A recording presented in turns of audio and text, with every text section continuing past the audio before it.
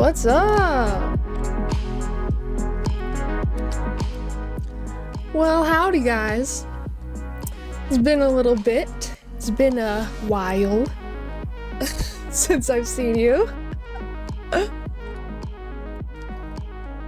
Just coming to a nice little fade out there. Very nice. Very nice. Hello, my friends. Welcome to the stream. Happy holidays. I hope that everyone is having an incredible December. Time has been by so fast this month that it's so good to see you guys again. I hope that you guys have been enjoying the little series on the channel, 20 Days of Dreaming. I would love to hear your guys' experiences if you've had anything cool or unexpected happen. And this has really opened my mind to the kind of content that I can create, and I plan on creating a lot more content on the main channel. And I have a little gift brewing for you guys that I'm hoping I'm really gonna work hard to get it done within the next 10 days. I really want to release it this year for y'all. So just know lots of magic is on the way, and I am so just feels so good to see you guys again. It's been a few weeks off of the stream. I'm feeling okay now. I've got my voice back. The 20 Days of Dreaming, I committed to doing no matter what, no matter how my voice was, and we got through it, and I'm feeling great. And yeah, what a cool little series to end the little year with. Speaking of the year, it's very broad, doesn't really make sense to where we're going with this, but today we're going to talk about how to actually merge with that new you in the new year. You know, everyone's talking about, oh, new year, new me, oh this, I'm going to set all of these goals and then not do anything about it until it literally turns to the new year, and then I'm automatically going to become that person. I'm going to let you in on a little secret, okay? I'm going to let you in on the actual process to not only knowing who that version of you is, but stepping into that version and allowing it to be lasting change. I know how frustrating it can be to feel super ambitious, to feel super excited, to set super awesome goals that you just feel really pumped about, and then slowly as the year goes on, they just kind of start to fade into wishes again instead of goals that we really feel like we can achieve. So I'm going to give you some little magical tips on how to truly actually become that person. I'm telling you, since I've seen you guys last, I'm not even kidding, I've finished like 8 books. I've been reading so much while I haven't been feeling well, and there are all of these incredible books from the early 1900s. I'm talking Earl Nightingale, I'm talking Neville Goddard, I'm talking Napoleon Hill, Joseph Murphy, oh my gosh, Florence Shinn, so many. And I've really seen the similarities in what they're talking about when it comes to quantum shifting into your ideal reality, like literally assuming the consciousness of your ideal self. I think we are all setting our goals wrong. Like, we're really setting ourselves up to fail, because I think there's a few little steps in there that causes us to kind of fall off of the new habits or practices or new version of us that we hope to maintain and step into. Guys, I truly believe, and we've talked a little bit about this on the channel, it really is quantum jumping related, so we're going to dive into that topic. And I really want you guys, whether you have a journal with you right now, maybe get something to write with. This is something I'm deciding literally now, but I think it would be good for us to do this part together, just so I can help you guys really create that clarity on that version of you that we're going to step into together. We're having an awesome Christmas. Awesome. Good. Greg, I know it's been a while. So good to see you guys. I've been able to do the challenge because I've been so busy, but when things cool down, I'm going to try it. No worries. They're up there forever. And I have so many other little challenge series type things like that I think we'll all benefit from, and you can get to them anytime. That's the beauty of it. So, and I know how busy and crazy this time of year can be, so really take care of yourself, prioritize rest, and prioritize a little bit of play. All right, maybe a lot of play, whatever that looks like to you. Make sure that you're having a good time. So guys, we're gonna get into number one, why I think we fall off of all the goals that we set for the upcoming year. I truly believe it's because we think it's like a little wish that we just make last second before the year switches into the new one, and just having that wish will allow us to just step into the version of us that we've always known we can be, and just allow the universe to meet us where we are with our wish. But there's a couple tricks to make this stick instead of just setting a wish last second at the end of the year and then basically doing everything the same and just waiting for that. Or maybe you do start off January like, okay, I'm getting up early, I'm doing this, I'm working out, I'm doing this. And you want to know why we fall off of that and we fail?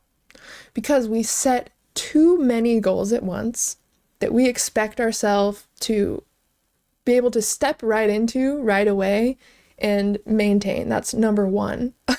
Because when we look at scientifically what causes procrastination, it's stress relief. So we procrastinate as a way to relieve stress. So one thing that I recommend for you guys when setting these goals, look at them as habits that you could set and do them one at a time. It takes like 21 days to really create a habit. And so I would make each month of the year a little theme or a little practice. That's what I do each month as I go along. Like I come up with a theme for the upcoming month, depending on what I'm wanting to work on.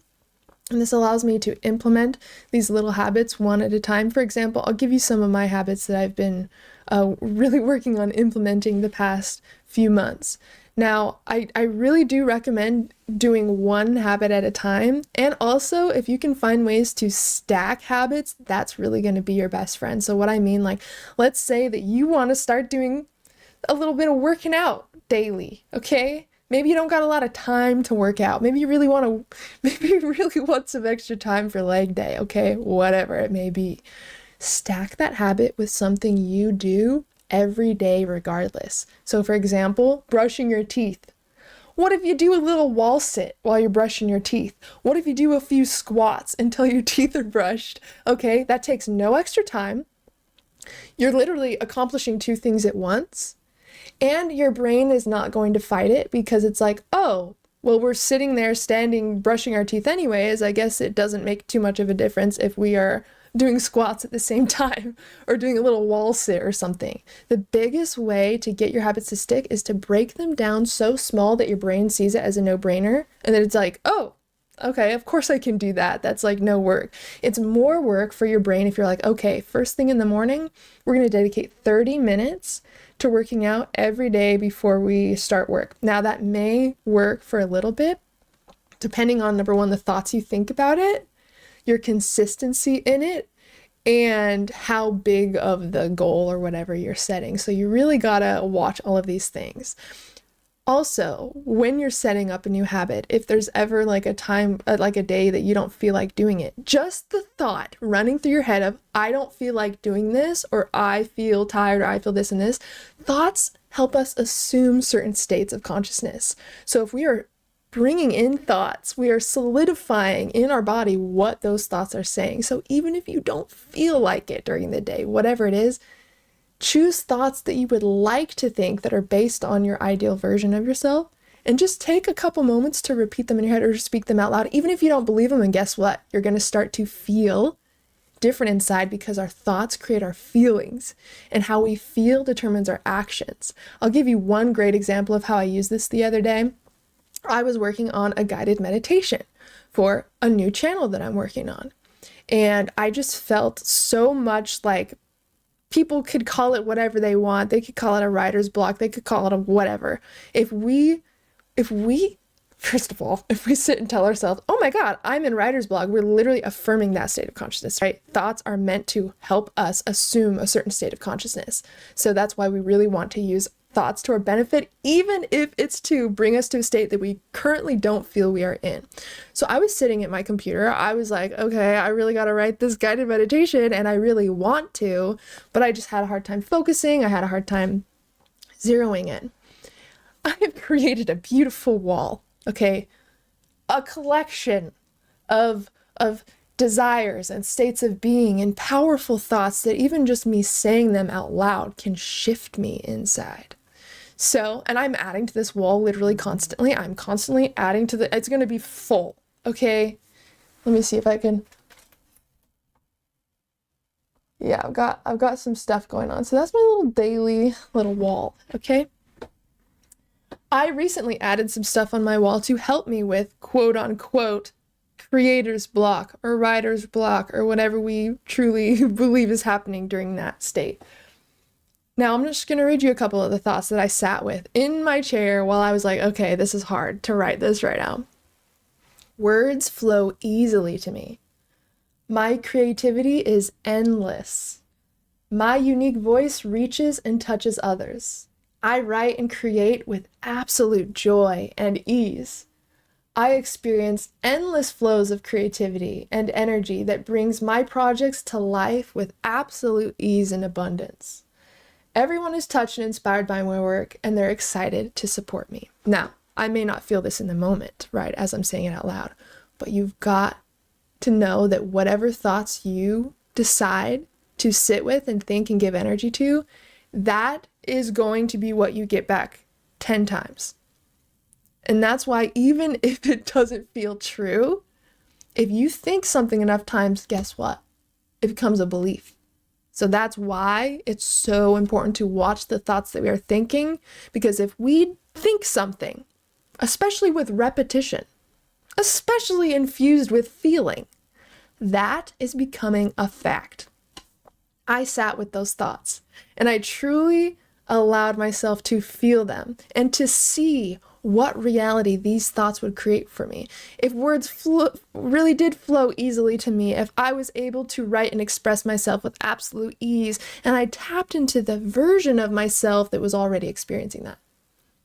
And let me tell you, I opened my eyes. Not only did I feel so grateful to be able to do the work that I'm doing, but it's like the block removed itself. Instead of thinking, oh, how do I make this meditation this and this and this? It's like, I know exactly how I want this to go, and I'm just gonna flow with it and then review it and revise later.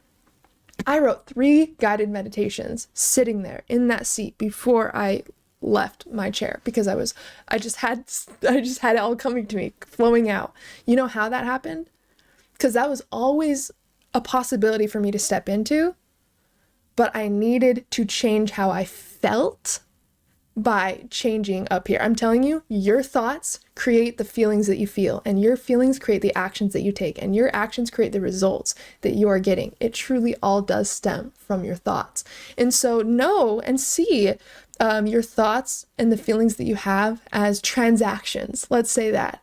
Any conscious thought that you choose to think or that you choose to sit with is a transaction. So when you're sitting and you are talking to yourself about whatever, just notice how you're talking to yourself. Ask yourself, what am I purchasing right now? Because it truly is like a transaction, and you are really, truly are purchasing more of those thoughts. Now, I'm going to tell you, if you really want this new version of you to stick in the new year, we got to start mapping that version of you out together. It really does start with clarity, because if you are clear on who you want to be, and you are clear what that end goal is, doesn't matter if you know how to do it. It does not matter. It shouldn't. You shouldn't know how to do it, or else you're not setting your goals big enough. So think about that. If it doesn't make you feel uncomfortable, maybe you're not pushing yourself enough. And this truly is the key, is to dreaming bigger than you think you're able to accomplish, because once you actually accomplish that, you truly gain even more confidence. You gain even more passion for what you're doing, because you know the power beyond you at play in bringing these things to life. Now, these books that I've been reading, I've been obsessed. I've been obsessed with Neville Goddard, Napoleon Hill. They're all saying the exact same things. Everything that comes into form starts with a desire, starts with an idea. And if we don't know what that desire is, we don't know what that idea is, we have no idea where we're going, and we have no idea how to become the person that has or is that thing. So I really want you to suspend your disbelief, suspend your doubts, because that all comes from the mind. There's either higher mind or lower mind. You're literally either in the higher mind or the lower mind. And the lower mind is the one that is full of fear, that is full of worries, that is full of doubt, that is full of disbelief. And these are all things that you have been taught. So everything that's in the lower mind is the false program of who you believe yourself to be. Everything in the lower mind is from your human experience based on how other people have influenced you. You were born naturally in your higher mind.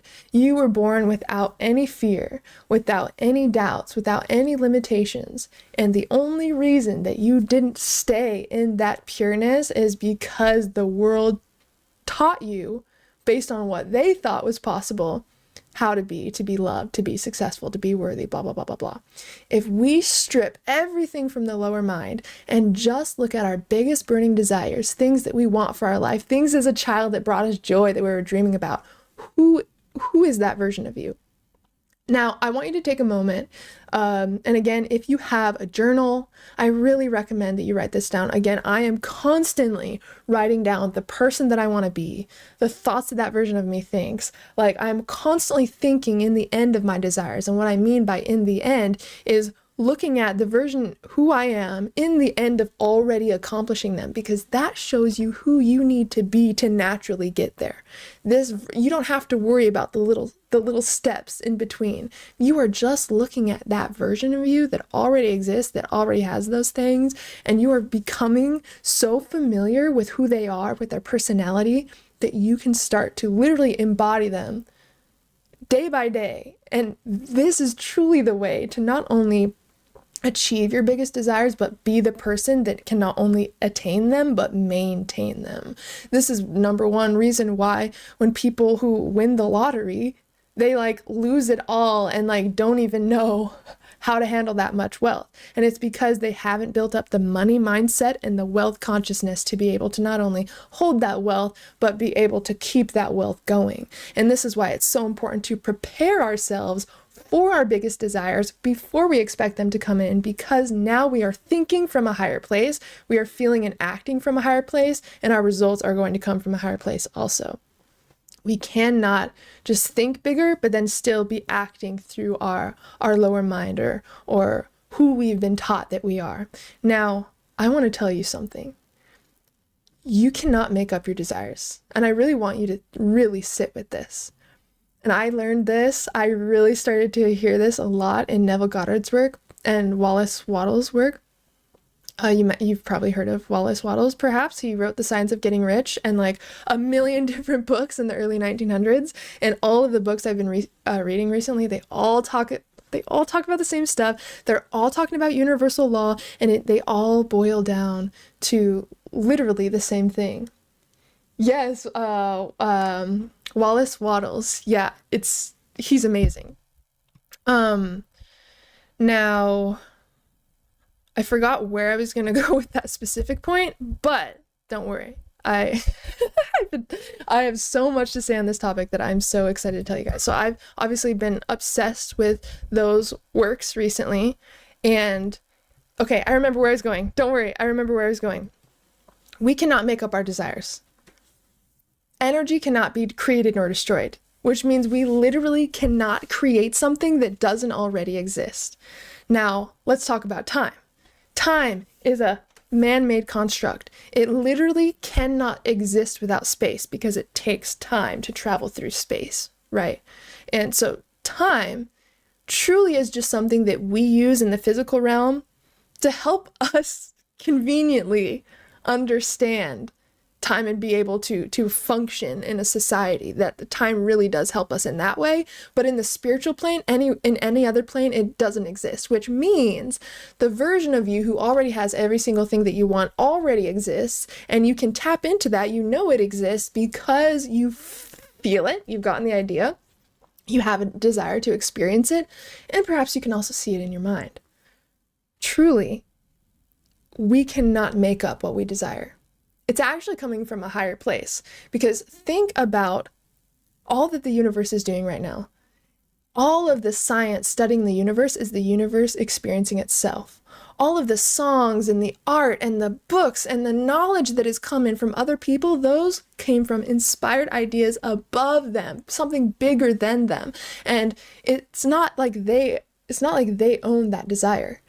They are tapping into something that they are acting as a vessel to bring that desire into existence, because that desire seeks embodiment. It's not even personal. Whatever you tap into, like whatever desires come through you, whatever passions come through you, whatever skills and gifts and talents and abilities you notice that you have, that is something you are meant to give to the world. It is literally you fulfilling the universe's desires. And so this is number one reason why you should feel automatically worthy of achieving your desires, because they chose you. You didn't choose your desires. They fucking chose you. And you can tell that they chose you based on how you feel about it. Your feeling is your intuitive faculty. Your feeling can tell you if something is for you or if something is not for you. And we can tell, oh, this doesn't feel right, or oh, I feel like I should do this, right? Like, your body is just an instrument for your soul to speak. This physical body is truly just an instrument for us to be a part of the bigger collective consciousness and allow the universe to work its magic in whatever it sees fit in bringing into this experience. Like, and the moment you decide to follow that joy, even just the idea of, like, you know, when people reach their rock bottom and they're like, you know what, I deserve better.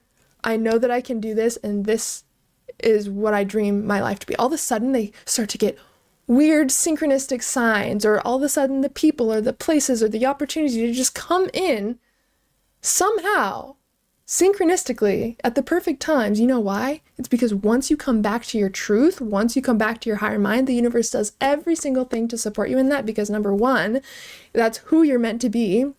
And number two, that's literally what it means to be in flow, is to follow this inner voice, is to follow that joy. And I heard something else from Garen Jones talking.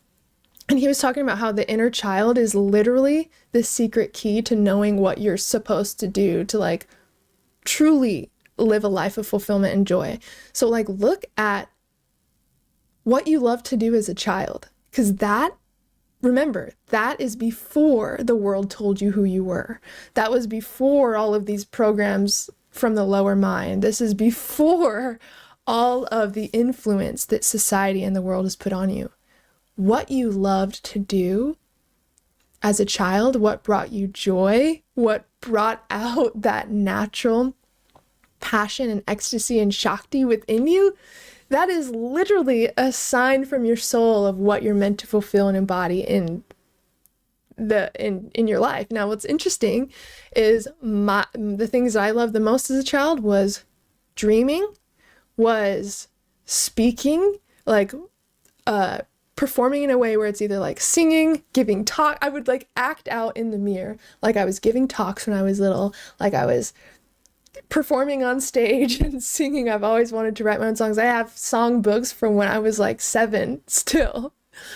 And dreams, I've always been fascinated about dreams. And it's so interesting that as soon as I came back to the things that brought me joy as a child, it led me to who I was meant to be as an adult. It kind of led me back to my true self. And so what I want you to do, and this was what I wanted you to write in your journal, there's a few different things. Again, this is just kind of a little rough draft to figure out, we're tying things together to figure out what our true joys are, what our soul truly desires to do, and who we are meant to embody. So if you have a piece of paper with you, I just want you to write a few things that you remember that brought you joy as a child, like truly your biggest hobbies, your biggest skills or talents or gifts, the things that you love to do more than anything. I want you to think about that. and write that down. It can just be a few things. It could just be a few things. All right, looks like we're back up. It looks like the YouTube studio had fun doing something. Maybe it was a little crash, who knows. Okay, hello, we're here. So on this piece of paper, just write a few things that you remember loving as a child that brought out that natural joy. And then maybe off the side to each one, maybe write the last time that you did those things. And it could be anything. Maybe you rode four-wheelers as a kid. Maybe it could be anything. It doesn't even have to be anything that seems like it would be significant now. But I promise you, it is. I promise you that it is. Hello, everyone. Yes, Greg. Well, one thing that you're going to love is that whole channel that I'm releasing this month. I'm really hoping to get it done this month. Is all guided meditations and all hypnosis type stuff. So yeah, I'm so excited for you guys to check it out.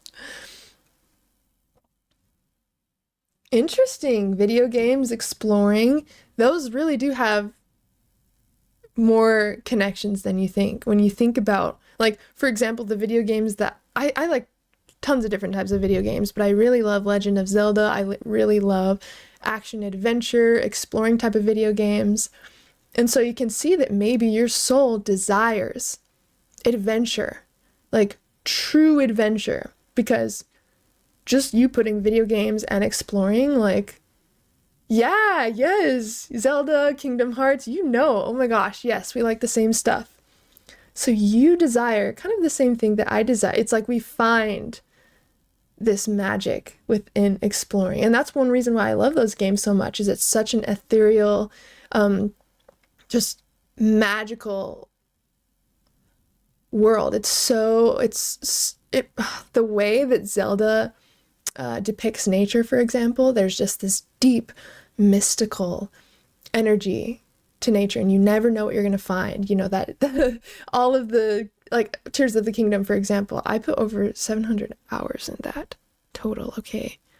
But it's because I was obsessed with finding the little caves and finding the little secrets and the shrines, and that shows me I have this deeper desire to explore, especially within realms maybe not very commonly traveled. You know, I'm drawn to those games that have this magical, mystical nature to them.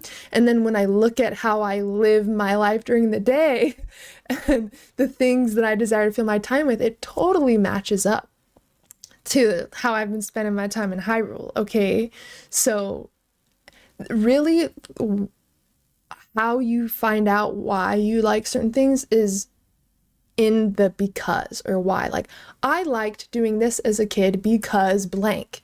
That is where you actually find why you loved what you did as a child. And then once you have the why to that, you can expand that and see tons of different ways that you can add this to your current life and really allow your inner child to not only heal and explore, but truly to feel like you're embodying that pure, true version of yourself. So go ahead, write a couple things that you like to do as a child, and then when you last did them. And again, write this out however you want to do that, but really think about why you liked to do those specific things. Very important. That's really the key behind this. Now, somewhere on that paper, it could just be lower. I want you to think about the version of you that you want to step into in this next year, in 2025. And don't worry, we're going to tie these together. We're going to tie these two things together. We're looking at who you were before the world told you who to be. And then we're looking at your current desires now. So when you're writing right now about who you want to be this upcoming year, I want you to write one or two things that you desire to accomplish. So these are like physical things that you want to bring into your life. It could be more money, maybe a specific amount of money a month. Maybe you want to bring one of your creative projects to life, or you want to start your business this year, or you want to write a book, or whatever it is. Maybe you just want to travel more. Maybe you want, whatever it is. Write a couple things, a couple physical things that you desire to experience in this next year, 2025.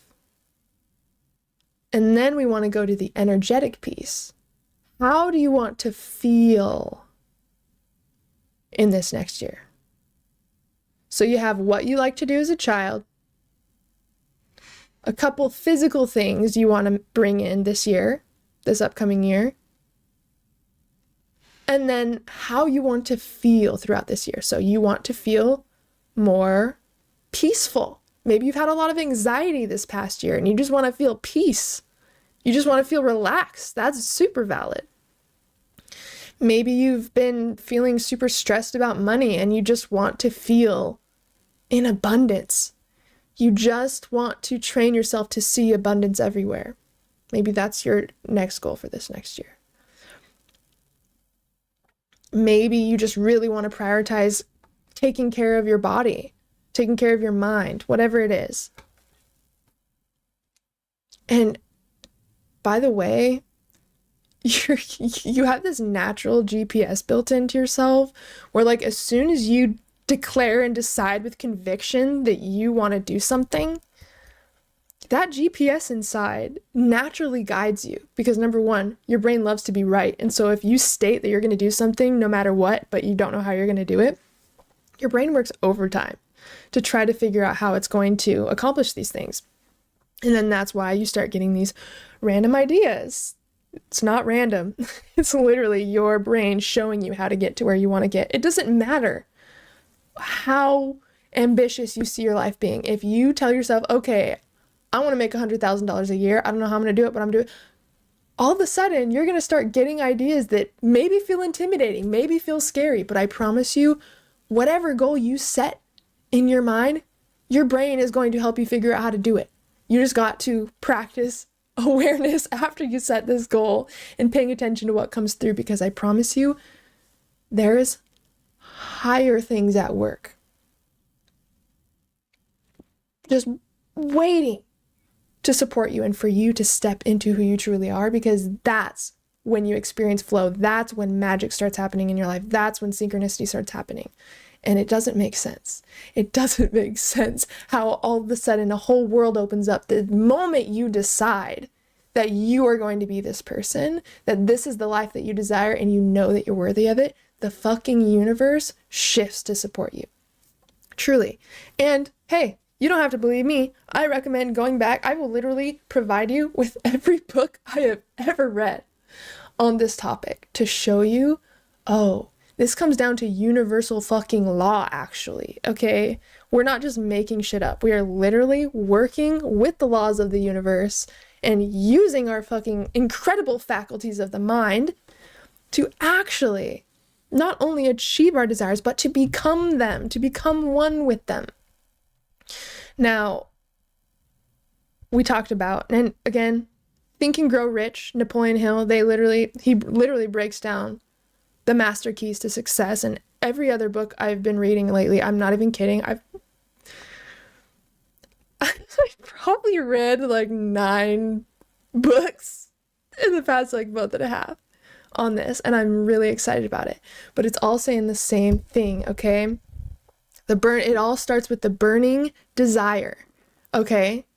You need to know what you desire to experience before it can even come in. So the first thing is really to choose how you want your life to go. Now, again, if you're super into setting goals and stuff, I usually break it down into 3 sections, like immediate goals, like these are the things I'm going to start practicing now. Medium goals, these are things that can probably be accomplished in a year or 2. And then bigger goals, which is like 5+ years, okay? And even just having them where you can see them, I'm not even kidding, everything that your brain scans, it stores inside. And if you have constant reminders of who you are stepping into, the life that you desire, and assuming it is who you are, things start to happen. You start to get these ideas. You start to all of a sudden know what the next step is. So let's talk about what we do after we set our desires, okay? You've chosen what desires you want, okay? Look at your paper and look at the physical things that you chose that you want to accomplish this upcoming year and the way that you want to feel. Now, remember what I said about we don't choose our desires. We are already in the spiritual plane. We're already one with our desires. Like every single thing that you desire on a true level, you know why you desire it? Because you are tapping into that reality where it's already true. And if we can't create our desires, that means that they already existed without us consciously deciding that's what we want. Now, here's where it gets fun, because remember how I said time doesn't exist? If you are constantly in the present moment, telling yourself, I can't wait until this happens, or one day I'm going to manifest this. Since time doesn't exist, you will always be in the present moment of manifesting that or waiting for that thing. This is truly the key to becoming the person you desire. And I really want you to listen to this because it makes the difference in everything. If we see, and remember, time does not exist, okay? If we see our goals, our accomplishments in the future, in consciousness, they will always be projected in the future. Once you know what your burning desires are and the big things that you want to accomplish, it's your job to study what version of you has those things. Like truly, I want you to close your eyes right now. Just for a moment, I just want to show you what we're talking about. I want you to just choose one of your biggest desires for your life. I don't care what it is. I don't care if it's that you want to be a millionaire. I don't care what it is. I don't care if it's that you want to write your first book and have a best-selling book. I don't care if it's that you want to travel the world, if you want to buy your first house, whatever. I want you to think about that desire. I want you to think about what it would look like if that came in, like the specific details, whether it's the specific details of the house that you're calling in, the specific details of the relationship you're calling in. If your desire is to travel the world, looking at all of the places that you plan to travel, if it is writing a best-selling book, looking at what that book is and seeing it already being a bestseller, whatever your goal is, I want you to look at it right now in your mind's eye. And now I want you to look at the version of you that has it. So just in your mind's eye, imagine being in the end of your desire already being fulfilled. So your desire just happened. You just found out that your book is a bestseller. You just got a random check from somebody that wants to work with you. You just got a surprise ticket to one of the places you've desired to travel. Whatever it is, I want you to see your desire coming in right now. It just barely happened. You almost can't believe it. You're literally in shock. Now it's your job to show your brain what this version of you feels like, what this reality looks like, what it's going to feel like when this is accomplished. Because I'm telling you that by the law of vibration, you are literally stepping into the vibration where every single desire is already a fact. And you know what the secondary law is of the law of vibration? The law of attraction. The law of attraction cannot work without the law of vibration first. The law of vibration states that every single thing has its own unique vibration. And if we can understand the vibration of our desires, the vibration of who we are after they are accomplished, then we can practice stepping into it every single day and literally magnetize our desires to us. Now, I want you to keep your eyes closed for just a moment. We tapped into the desire, what it looks like, what would happen if you just received your desire. Now I want you to just envision for a moment a year after your desire has already been accomplished. So it's been a year of being that best-selling author. It's been a year of traveling the world. It's been a year since you made your first $1 million. Again, I don't care what your desire is. The universe does not care what your specific desire is. It just pays attention to how you think about it, how you feel about it. If you feel you're worthy of it, if you feel it's possible, that's the only thing that is standing in the way of you and your desire. And the only reason it's difficult for us to match the vibration of our biggest desires is because we've been taught that we cannot, or that we have been taught and programmed that, oh, these things are impossible. These things take this amount of work. It's all programming from the lower mind. So I want you to completely suspend the lower mind right now. And I just want you to imagine that version of yourself. Again, it already exists. You're not making it up. You're just tapping into that reality right now. After a year of you accomplishing your biggest goal, how do you hold yourself? Like, you're probably so fucking confident in this reality that you not only achieved your biggest goal, but now that you are living the life that you've always dreamt of a year later, still looking back on that and being like, oh my God, I can't believe it's been a year since I did that. My life is so different. I cannot believe that my life changed so drastically, so beautifully. Every single thing came in magically somehow when I needed it. The people, the circumstances, the opportunities to make my dream happen. All I had to do was get really clear on that version that I wanted to be. And then all of a sudden it started to literally, incrementally take over my life, piece by piece, in the most beautiful, magical way. Think from the end of your desire already being accomplished a year ago. And just notice how that version of you holds themselves. What your habits may be like a year after your biggest goal is accomplished. How you talk to yourself, how you talk to others. And now you can open your eyes. What you're doing is you're literally seeing the gap between where you are now and the version of you that you desire to be. And what if I told you? What if I told you this? You didn't have to worry at all about how to accomplish your goal. What if I just told you you had to match the vibration of that version of you that has it? And guess what? The circumstances change. The people come into your life at the perfect time. The opportunities literally show up without you having to do it. This is actually the way to alignment and flow. Instead of trying to grind in the physical reality to get every single thing you want, but staying literally the exact same inside, we've actually been totally taught wrong when it comes to this. We need to practice changing our internal environment to match the person of ourselves that we desire to be. And I'm telling you, that's when you experience the universal laws at work. Because if you're following universal law, that means with mathematical accuracy, the physical realm has to match your new vibration. Also keep in mind the physical realm right now is the results plane, okay? Which means what you see when you look around is the results of your internal state up until now. That's pretty insightful, don't you think? Literally looking around us right now can tell us internally where we may be at. And it also shows you when things are changing because you are changing. I promise you, this is everything. The embodiment of who you desire to be is everything.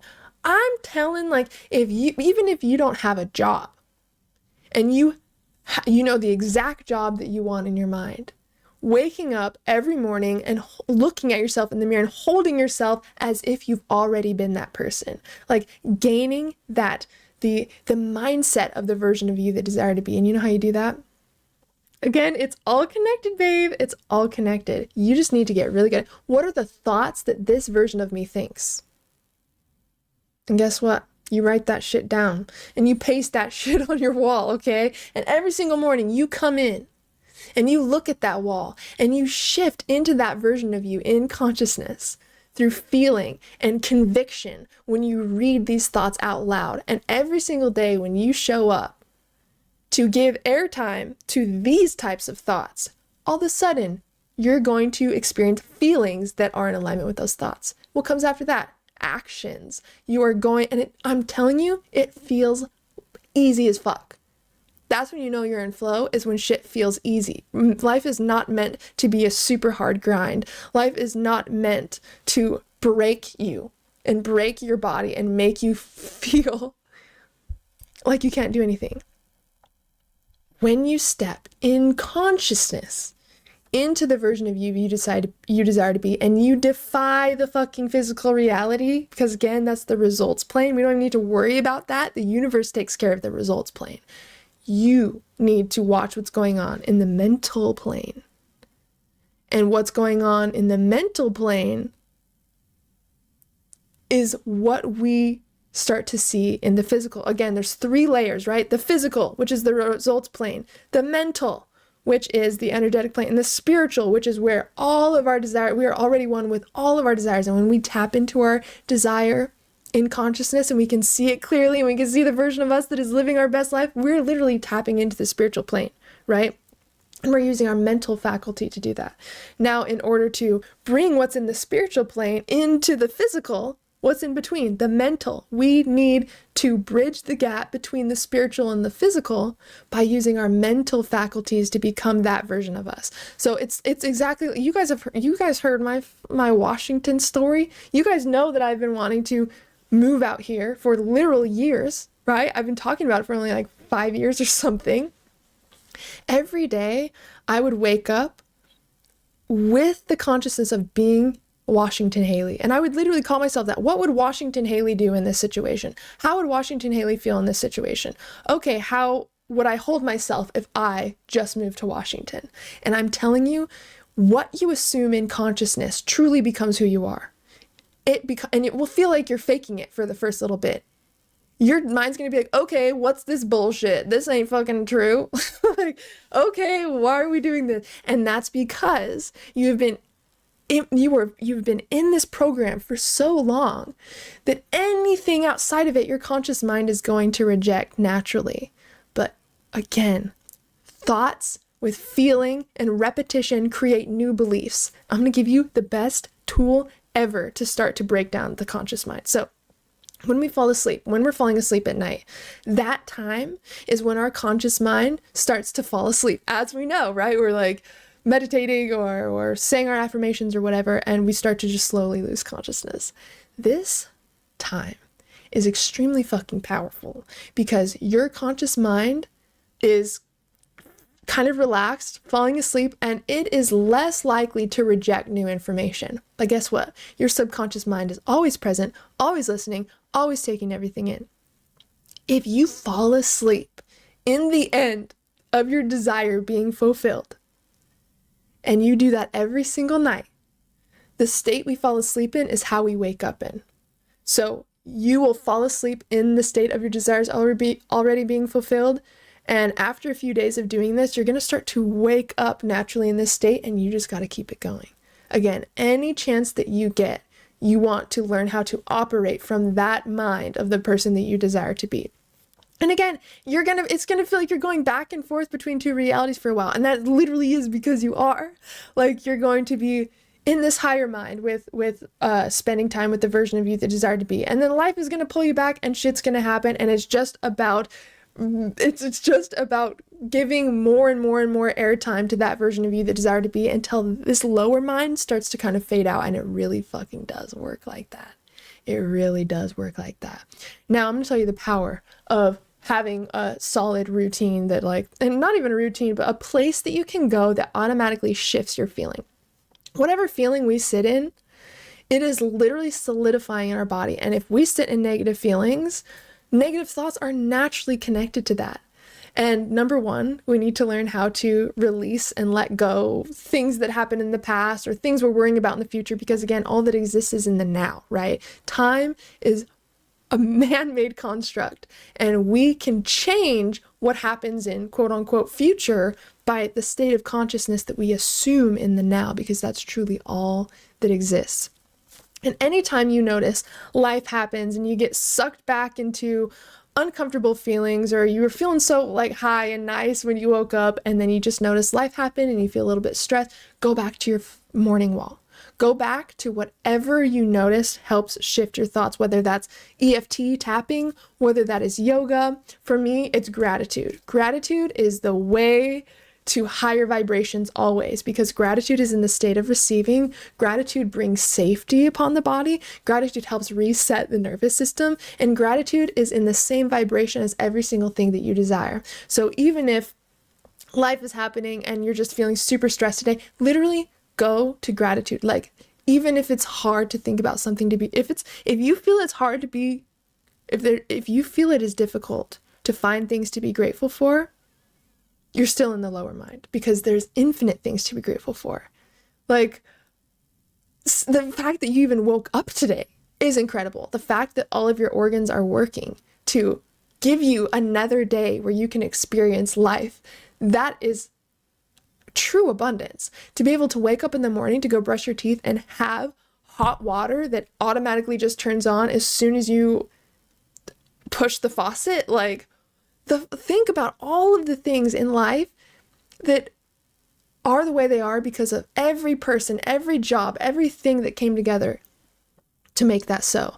Like, even the vegetable that you're going to eat for dinner, look at the whole journey that had to go through, all of the people that were involved, all the processes that were involved in order to get that potato right in front of you. Like, when you look at how life operates to support you and to bring you abundance in every single thing that you experience, thinking on that plane, again, it's all vibration, right?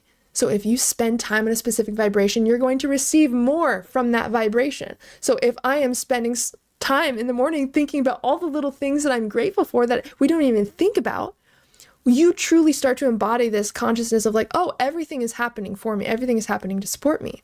This starts to create this new thought, this new belief, like, oh, everything is happening for me. And that's something you should write down, I'm telling you. And even in a situation that doesn't seem like it's happening for you, your question is, how is this happening for me? Because automatically now you are training your mind to look for the gains, to look for the ways that you received from every single situation. And if you can get comfortable in the vibration of receiving, oh my God, you're going to be receiving so much magic. You're not even going to know where it was hiding this entire time. I'm telling you, this is truly how it works. Whatever is assumed in the present moment is creating the next present moment. The biggest thing you can realize is that time doesn't fucking exist, because then we'll stop thinking in time. Okay, when this happens, I'll be happy. When this happens, you will always be miserable if you tell yourself you'll be miserable until this one thing happens. Because again, if time doesn't exist, you're keeping yourself trapped in this waiting room where, like, you're not in a place where you feel fulfilled. The best way to create that state of fulfillment is to truly make it happen by looking at all the ways that life fulfills all of your different needs. The fact that, like, the water thing blows my mind, because the fact that we can just go take a hot shower, like, there are so many people in this world who don't even have fresh water. And the fact that we have a fridge full of food, the fact that we have warm clothes on our back, the fact that we have this technology where, like, literally every single thing that we could ever desire, or any question that we have, any person we want to reach, we can do in an instant. Wow, like, what? The fact that we have legs that can help us walk and move, the fact that we have hands that can help us grab things and experience things and hug people, like, ignore everything around us for a second. The amazing machine that we have as a body. Imagine if your body stopped working tomorrow. You would realize that that's everything that allows you to experience life. Like, these are the things we want to drop down to when we notice we're in a lower frequency, because it automatically starts to put us in the higher mind. It automatically starts to help us let go of maybe little irritations or things that were upsetting us. And all of a sudden we start to put ourselves in a state of abundance. And then guess what happens? Oh, someone sends you $5 randomly online. You get a random check from the state in your mail. Like, I'm telling you, that shit starts to happen the moment you change your vibration. It is not about action in the physical realm. It's about aligned action. You know where aligned action comes from? When you're assuming the state of consciousness that you desire to be in, and you are looking for any opportunity that you can take to get you closer to the life that you want to be. That's aligned action. Not working from a place of like fear and worry and trying to like force things to happen, because that's in doubt that it can happen. Like if we are in worry, there's somewhere we're not trusting. And that was huge for me, because that's one of the main states that I assumed constantly was worry. I'm telling you, I was a chronic worrier in every sense of the word. I truly believe that's what caused my ulcers and IBS and all of that shit. Is like that constant state of worrying that I was in. And when I started to look at what the opposite of worry is, it really is that trust. It really is that surrender. And so any place where I would worry, I would ask myself, how can I trust even more in this situation? And I'm telling you, every single day is just a game. Every single day is just to be a little bit better than you were yesterday. That's all that's asked for you, is to do your best. And I promise you, if you're allowing the lower mind to control how your day goes, you're going to blink and 10 years will go by and you're like, I still feel the same. I've been waiting for physical circumstances to change so I emotionally change. Guess what? It's literally the other way around. The moment that you decide to see things differently, they become different. This is what all of these books from the early 1900s talk about, like what we can control and what we can't control. All we need to do is do this part with managing our internal state and really looking at our burning desires and mapping out who we are, who already has those. And then how that happens, that's the magic. That's this energy that no one can explain even why it happens. They just know that it's forces bigger than you take over when you decide what you desire to be, when you truly allow. And you know what's cool? This is also cool. I've been so obsessed with Neville Goddard, and he just breaks things down in such an incredible way. And truly the way to pray even is manifestation, is to speak from the state of it already being fulfilled. This is why a lot of people, like their prayers and their wishes and shit don't come true, is because they're asking for something outside of them, or they're stating it from a place of not having it in the moment. And the true way, he breaks it down in such a cool way, to manifest / pray / whatever you want to call it, is I am so happy and grateful now that blank. Because if time doesn't exist and we're wanting to assume a new state of consciousness, the true way is to speak from how we want to feel, how we want the present moment to be. That's how it actually happens. So if there's something you're wanting to call in, you pray in gratitude for it being a part of your life, for you receiving it. That is the missing piece to us actually bridging the gap between where we are and what we desire, is the assumption of it already being fulfilled, of it already being a fact, because then we are becoming that person in consciousness. It reminds me of something else. When I was listening to Rhonda Byrne, the one who created The Secret, she was like, does live streams on this, and someone asked about manifesting a specific partner, like, because they've been single for so long, they really desire a partner that understands them, but all they do is think about how they don't have a partner.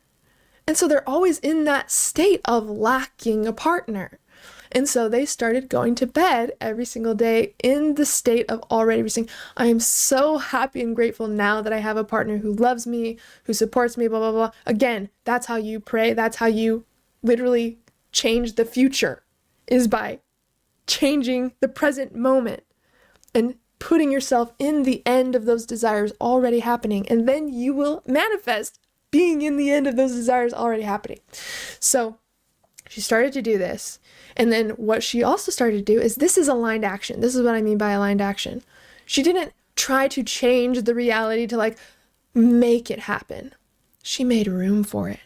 So this is what I mean. Instead of like going on a ton of different dating apps and doing this and like trying, again, not saying there's anything's wrong with dating apps, but how she was doing it before was out of lack and fear.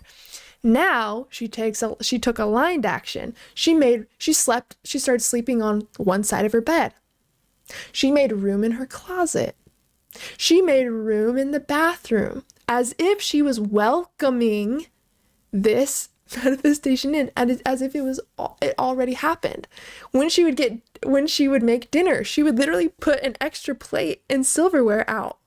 You don't have to waste food and put it on I mean, you can if you want to, but she would put the plate out.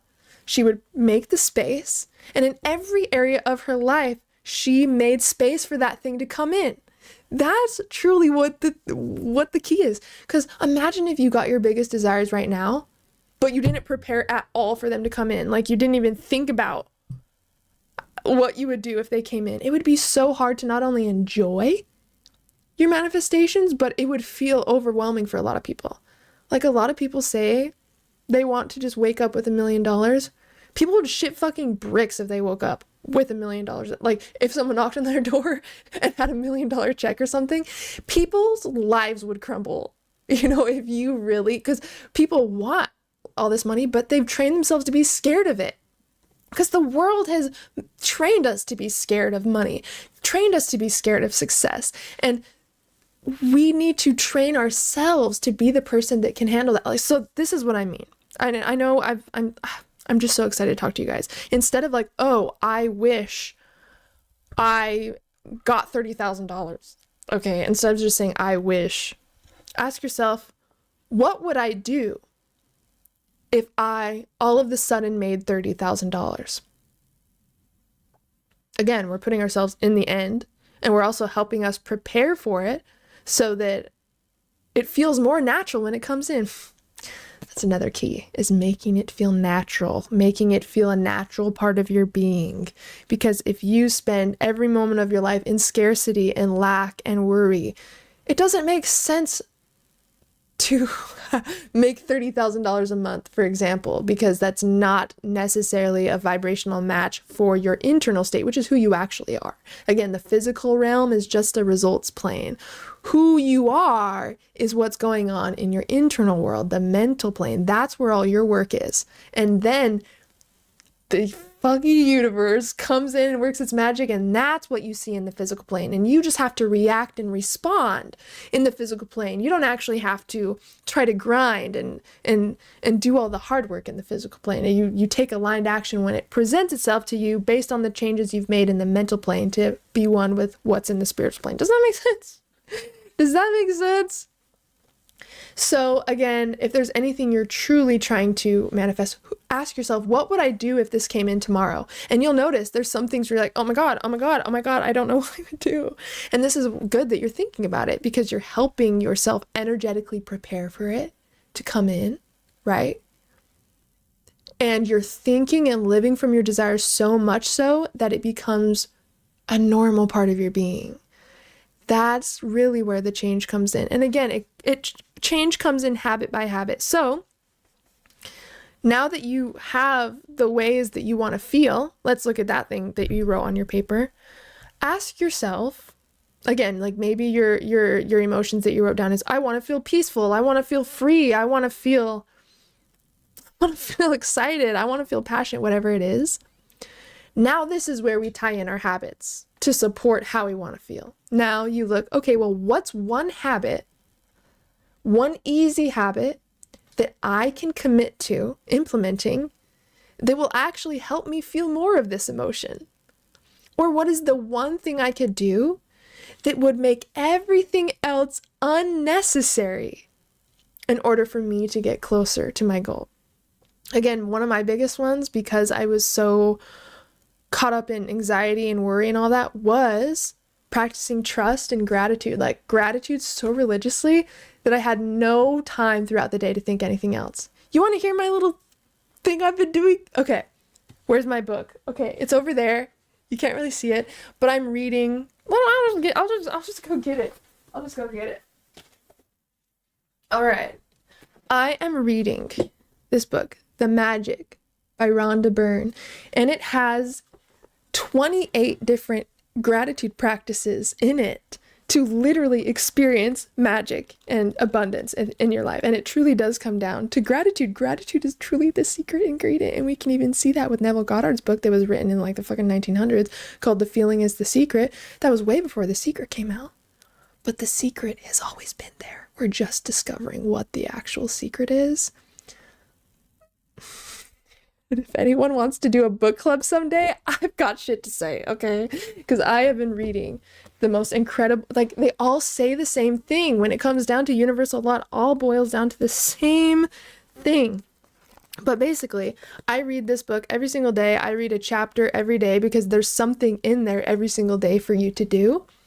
And then at the end of the day, it will tell you, like, it's so hard for me to even explain this without diving fully in. But let's just say there's certain practices in here that you do every single day, and then new ones that you kind of swap out and just try every day. And one of the ones in here that has really changed me is a morning gratitude practice. In your gratitude journal, you write 10 things that you're grateful for and why. And then at the end, you read each one and you say, thank you, thank you, thank you. What's so powerful about this is instead of, I'm grateful for my dog, I'm grateful for my car, I'm grateful for my house, you have to explain why. And I noticed after doing this, that's where the power comes in, is why you're grateful for that thing. That's what makes you emotional. So for example, like even just being grateful for the home that you live in, because it keeps me safe and warm and gives me a place, my own space. I'm so grateful for my working organs because they allowed me to experience another day. Like, I'm so grateful for my family because I always end my day feeling so loved. Like, whatever it is, it doesn't matter what it is, but the point is that you come up with 10 things every single day, and then you explain why you're grateful for that thing. And that's truly, truly where you start to feel the gratitude. And 10 things, it actually takes a while to write 10 things and why, and then go through and read them. Like I'm telling you, I probably spend, I don't know, around 40-ish minutes just on gratitude in the morning. So I write that down. I read this book and I do everything there. That's my little corner where all my little stuff is. I journal every day there. I do like my meditations there and stuff. I read this book there. And then I come over to this wall and I look at it. And everything I write on this wall is from the present reality of already receiving everything that I wanted. So it's super powerful to read it. And I'm not even kidding. I've taken this so far. I have edited screenshots of my PayPal and then printed them out and put thank you for the money and posted it on my wall. I have written myself checks and put it on the wall. I have literally written false emails from opportunities that I hope to receive as if I already received it. And I am constantly just looking at snapshots of the life that I want as if I'm already in the end of experiencing it. And I'm telling you, and there's going to be some thoughts that you say that don't feel any power. And there's going to be certain thoughts that you say that feel really powerful. And that's either a thought that you don't want to think, but it feels true. So you automatically feel like it's real and you feel scared of it, right? There's those types of thoughts. The only reason that negative thought has power over you is because you believe it's true, right?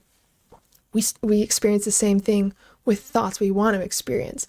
Like, once you notice a certain thought or idea shifts how you feel, repeat that as often as you can, because your internal state is showing you the keys, the roadmaps to maintain this higher frequency. And that's really what it's about, is maintaining the higher frequency as much as you can until it truly starts to become a normal state of being. And again, the whole game is vibration, babe. The whole entire game is vibration. And if you can maintain a new vibration, the actions in that vibration are different. The feelings in that vibration are different. The thoughts and ideas in that vibration are different. How you talk to yourself, how you talk to others, like how you spend your time.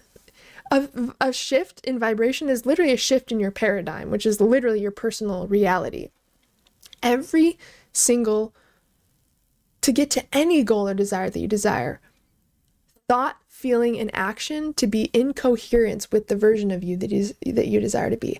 That's literally how to use universal law, neuroscience, and quantum physics to literally become the person that you want, and to stop doing this like New Year's resolution shit where we just come up with a wish at the end of the year and then we don't even like think about it or look at it again. Like, this is truly the way. And I don't know if you guys have heard the law of assumption. Neville Goddard talks a lot about this. Assuming that your desires are already fulfilled. And you know why? You're supposed to assume that your desires are already fulfilled. Because again, you cannot make up your desires. Energy cannot be created nor destroyed, which means you're tapping into a version of your life that is possible for you to exist in the now if you match its vibration. And you know how you match its vibration? Assuming that all of your desires are already fulfilled, because that's what that version of you in that reality already assumes, already believes. And that is literally the key. And what's cool about Neville Goddard, like, he goes back through like different like spiritual teachings or the Bibles and like depicts what they're actually saying, like the true psychological version of what they're saying. And they're all talking about this higher mind. They're literally all talking about how to fulfill the life that you desire. And I love looking from all these different sources and history and all these different authors. And then it all starts to boil down to the same thing. And that's when you really start to find the truth. And I'm telling you, the truth is in your assumption of what you believe is true and what you believe is possible. What you see in this physical reality, when you realize that it's the result plane, doesn't have shit to do with what you're able to accomplish or experience. It has nothing. All this physical experience shows you is who you have been up to this point. Literally. And the moment you start to change who you are, the world around you starts to change who you are. And it happens like mathematical fucking magic, okay?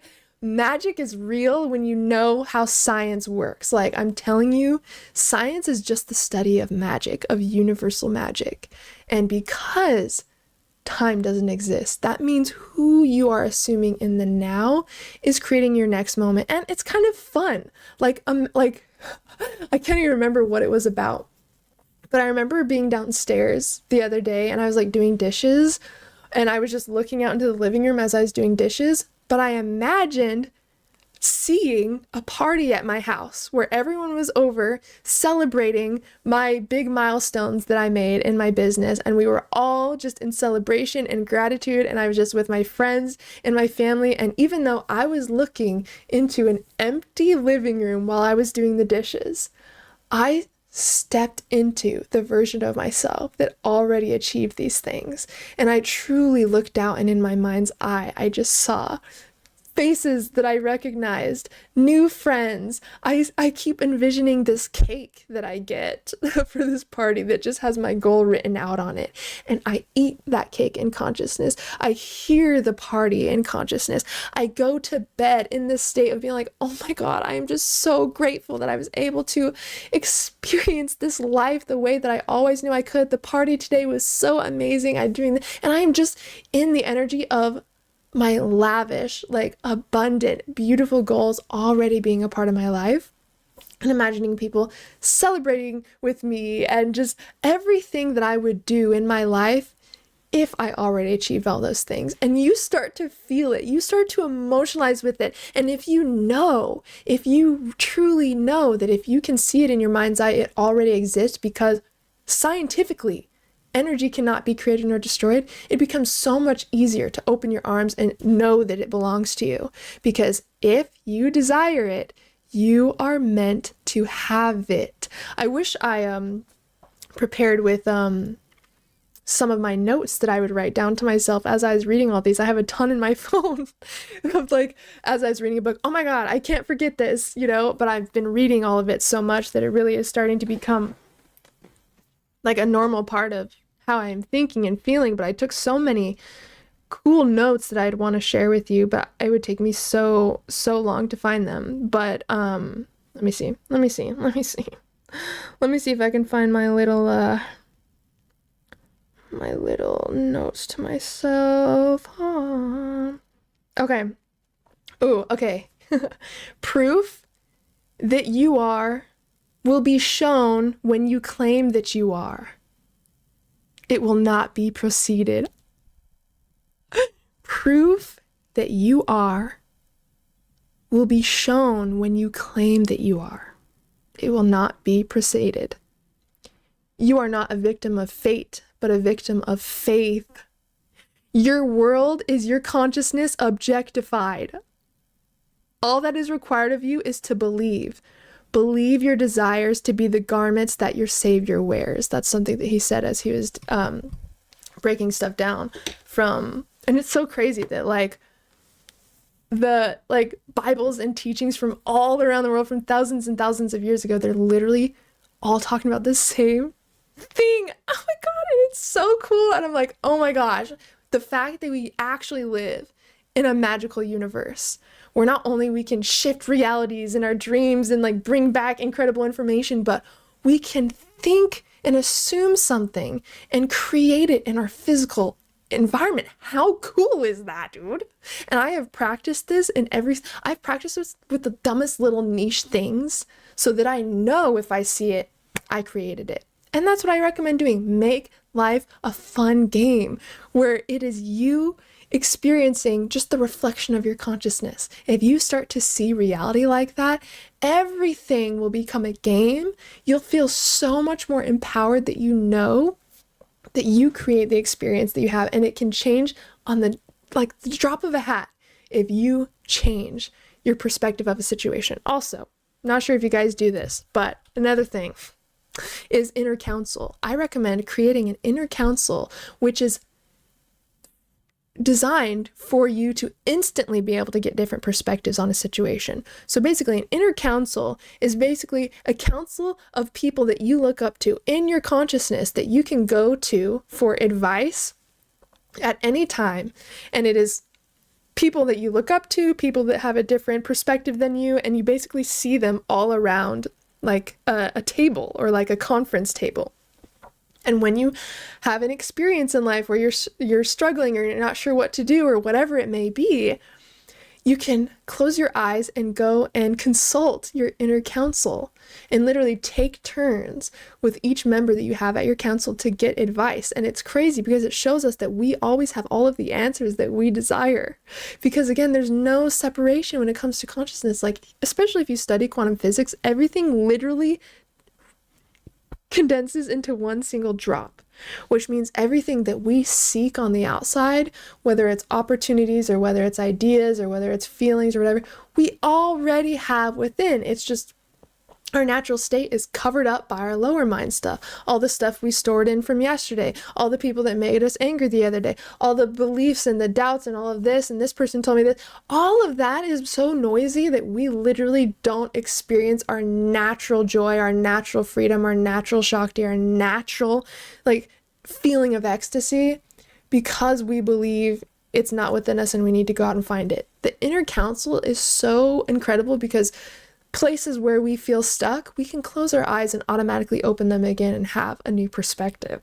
So if you haven't created an inner counsel, I would look at a few people that you look up to, or they're brilliant minds, or maybe someone that necessarily you wouldn't take their advice, but they have a different perspective than you. And what this does is it shows your mind that the way that you're seeing things is an option. Just allow that to sit. The way that we see anything is an option. Another little cool, I'm just going to give you guys a few of my little tools. Another little tool that I have is a rock that I have, and it's flat on each side, and I carry it around throughout the day.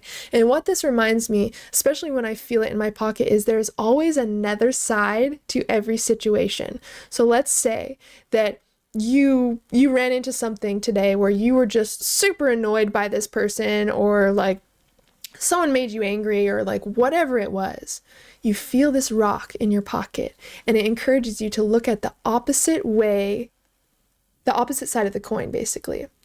So, okay, let's challenge my perspective. What's another way that I could see this situation? And automatically, as soon as you do that and you allow yourself to see another side of the situation, the intensity and the negative emotions from the other way you're seeing the situation kind of dissolve. You start to realize, oh, life and perspective is like kind of mutable and can kind of flow depending on how I direct it.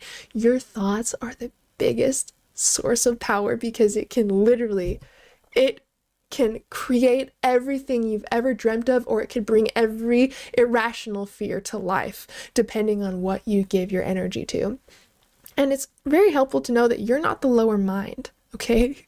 Like, see that as like just see that lower mind as like a program that's integrated naturally into this human bodysuit. Okay, it's literally not a part of who you actually are.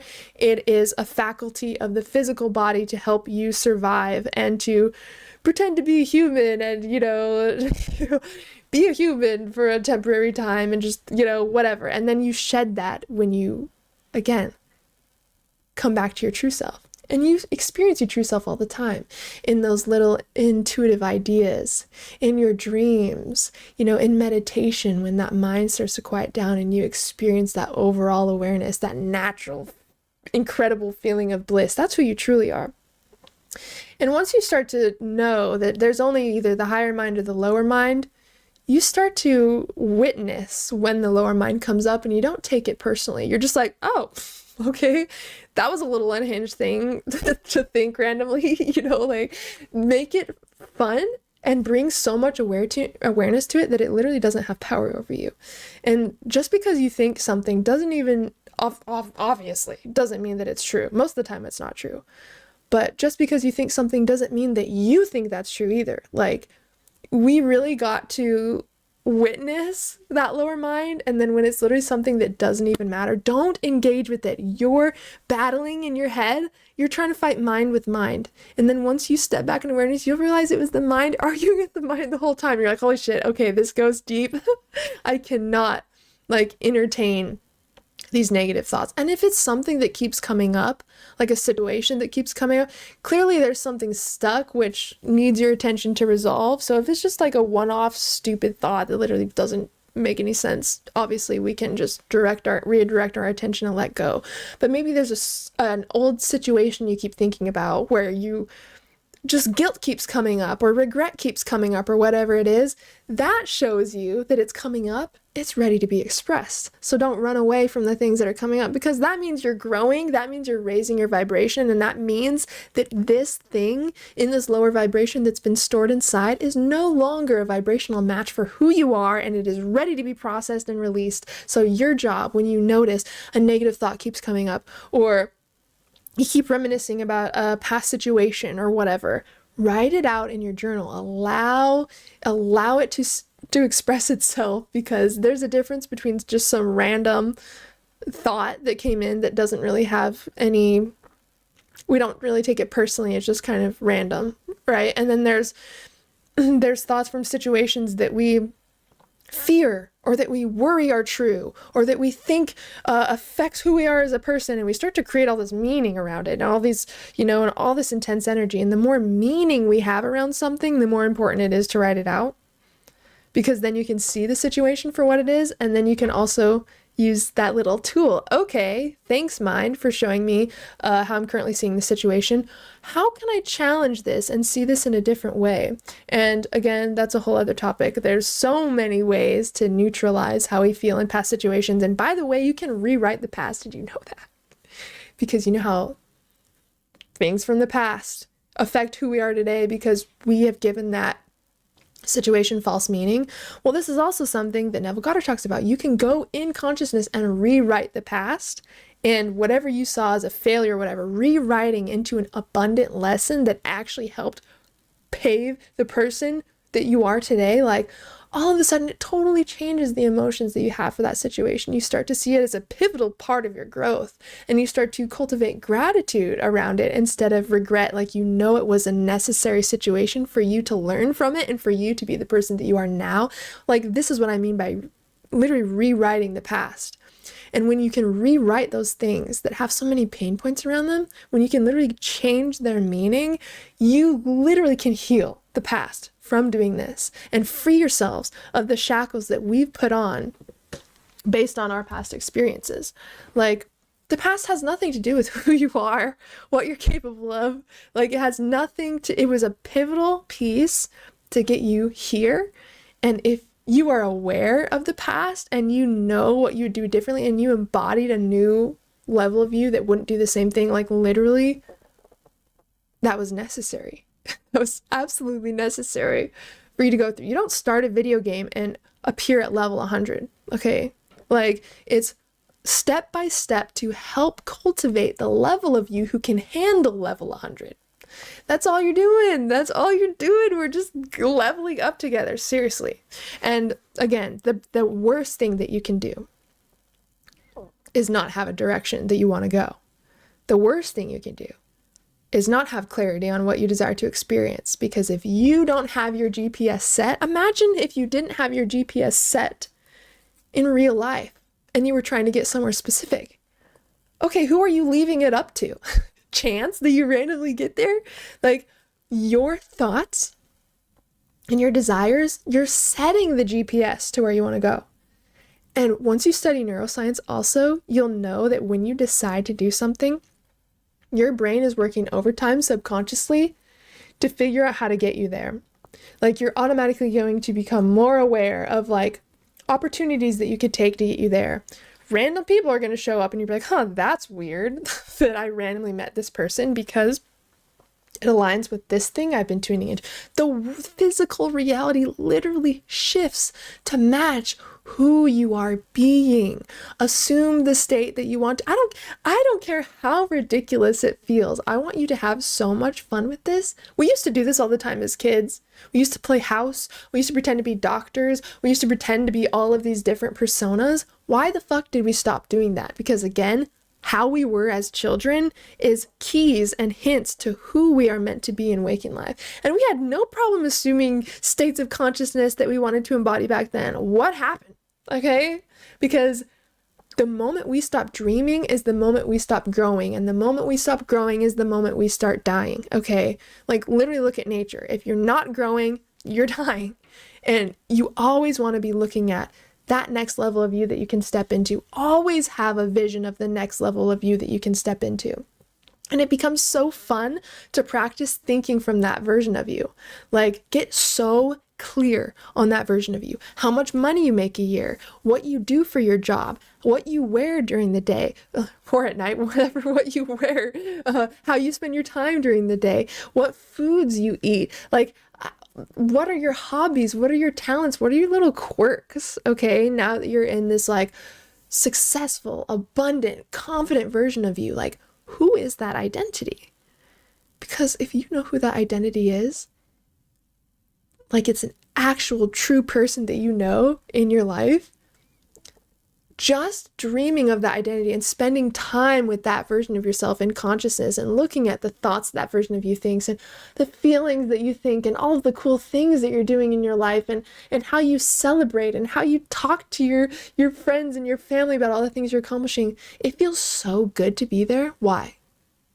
Well, maybe it's because our feelings are our intuition, and we just talked about your feelings being a guide map for what is meant for you. You can tell when something's meant for you because it feels good. Okay? You can tell when something's not good for you because it feels resistant. It feels uncomfortable. Let this guide you. It's showing you who you're meant to be. When you imagine something for your life and it feels good because it's literally your calling, okay? Like, seriously. And again, we should automatically feel worthy of our desires because our desires chose us. It is no coincidence that one of the biggest things I loved to do as a kid is spend time in my dreams and to write about my dreams and to stand in the mirror pretending to be talking to other people, teaching them about dreams. Bitch, I did that when I was 9 years old. I remember that clear as day. My soul already knew what I was here to do, okay? And when I look back at my childhood self, like, being someone that I believe that she would look up to and be proud of is the biggest gift I could possibly give myself. So really think about that child version of you that we wrote about on that paper. Like, who can you be where they would be like, wow, you do that? Or, wow, you're so cool. Like, really look at how you could inspire your younger self. And it's going to lead you back to the talents that you forgot about. You know, it's going to lead you back to the simplicities of joy that we all have a right to experience. And when we spend so much time saying that we're not worthy or we're not smart, imagine saying that to your little version of yourself. Like, the ways that you've talked to yourself, can you imagine saying that face to face to the little you?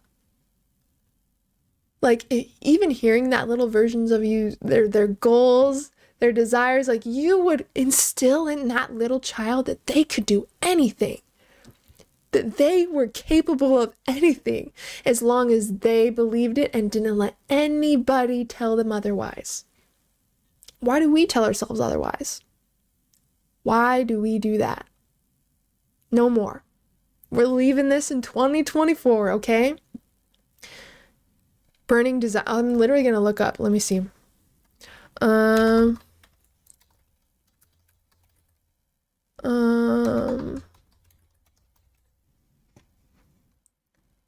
I'm trying to find, let's see, mastering.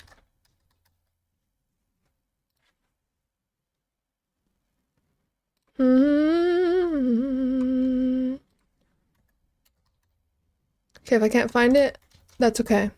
I'm trying to Google it. Okay, here we go.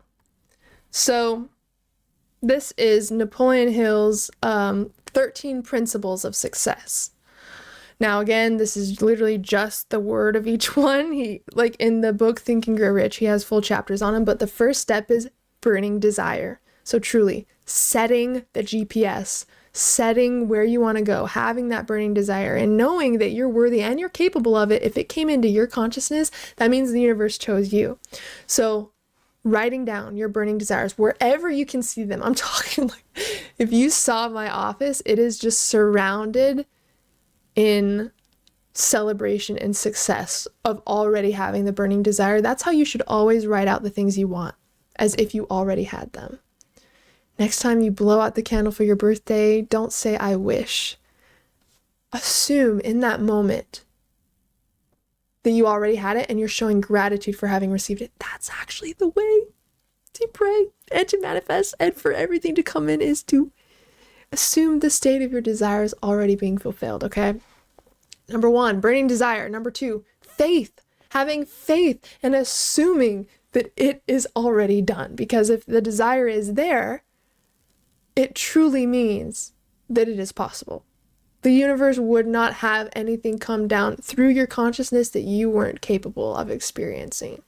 So we have desire, faith, auto-suggestion, which is literally creating a new internal dialogue. You want your internal dialogue to be the internal dialogue of that version of you that has already succeeded in that thing. You're literally training your brain to become that person. Please take that seriously. That is like the most important thing. I'm talking like, you let's say that you did all, you're feeling great, you know, you spent some time in those thoughts, in those feelings, in that desire, and then an hour later you feel off balance and you go back to the wall and do it again. And if you work in another area of your home, like, have something with you or in a notebook that can help shift you back to that state. Again, gratitude is a great way. There's going to be certain thoughts that you really resonate with, that really feel good, that you can feel a shift instantly. Your body is telling you what thoughts are meant for you, what desires are meant for you, what things you're meant to wire in to literally change your state. Again, it's just the game of being in higher frequencies more than lower frequencies, and all of a sudden it gets easier and easier and easier to maintain because it's becoming a habit. That's literally why we are so persistent with this shit at first, is because it's not a habit yet. And once it becomes a normal way of thinking and being and feeling, it's going to be who you are, and it's going to naturally be how you operate. So if it feels like it's a little bit of work at first to keep shifting these emotions, back to these higher states. It's part of the game, okay? But make sure not to resist or reject or deny how you feel. Again, if it's a true worry that keeps coming up, if it's a true feeling from a past situation that you really have a hard time shifting through, it's coming up because it's ready to be released, but it cannot come up if you will not let it come up. Like, I would definitely listen to Michael Singer if you have questions on this, but truly, it was stored in our body. It has to come out the same way. And so just sitting with whatever emotion comes up and truly allowing it to take over. Like, okay, I'm ready to feel this uncomfortable feeling as much as I can and just let it consume me. You know what happens? It literally goes away before it even, like, the moment you become willing to feel it, that's all that it needed to pass through. It's so crazy. Like, that's all that it needed was your permission to pass through, your awareness to witness it as it releases. Like, it is so much easier to feel our feelings than to store it inside and have to feel it day after day after day after day. Okay? Again, I'm just spitballing all of the things that are a part of the things that I do. So thank you for joining me on this little chaotic journey. But yeah, that's definitely another thing to keep in mind. So we have desire, faith, autosuggestion, specialized knowledge, which is what are the things that I need to learn in that reality that makes sense for the life that I want, right? So if you want to be a writer, for example, what are the things that you can learn about writing now so that you are prepared to become that person more and more every single day, right? The fifth one is imagination. So being that version of you in consciousness, living from that place, living from that assumption, embodying the version that you want to be. The next is organized planning. So actually taking time to plan out your day as far as time to spend in your desires of shifting your feelings, organized planning on ways that you can make little commitments to yourself throughout again, like one little habit, that's going to make everything else unnecessary if you just stick to this habit. It's organized planning in an aligned way that helps you live from that place, if that makes sense.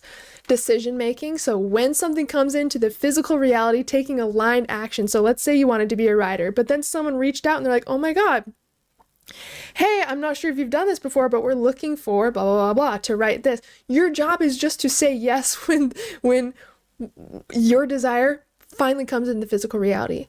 When it comes into the physical reality, that's your job, is just to take aligned action and to say yes.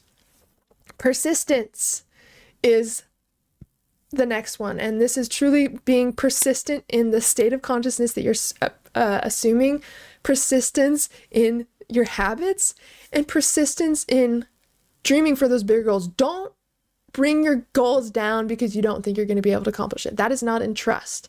Again, if we want to assume the state of consciousness of being that person that has those things, we are going to stick with our commitments. We are going to stay committed to that version of being, because the version of you that you desire to step into acts with confidence, acts with conviction, okay?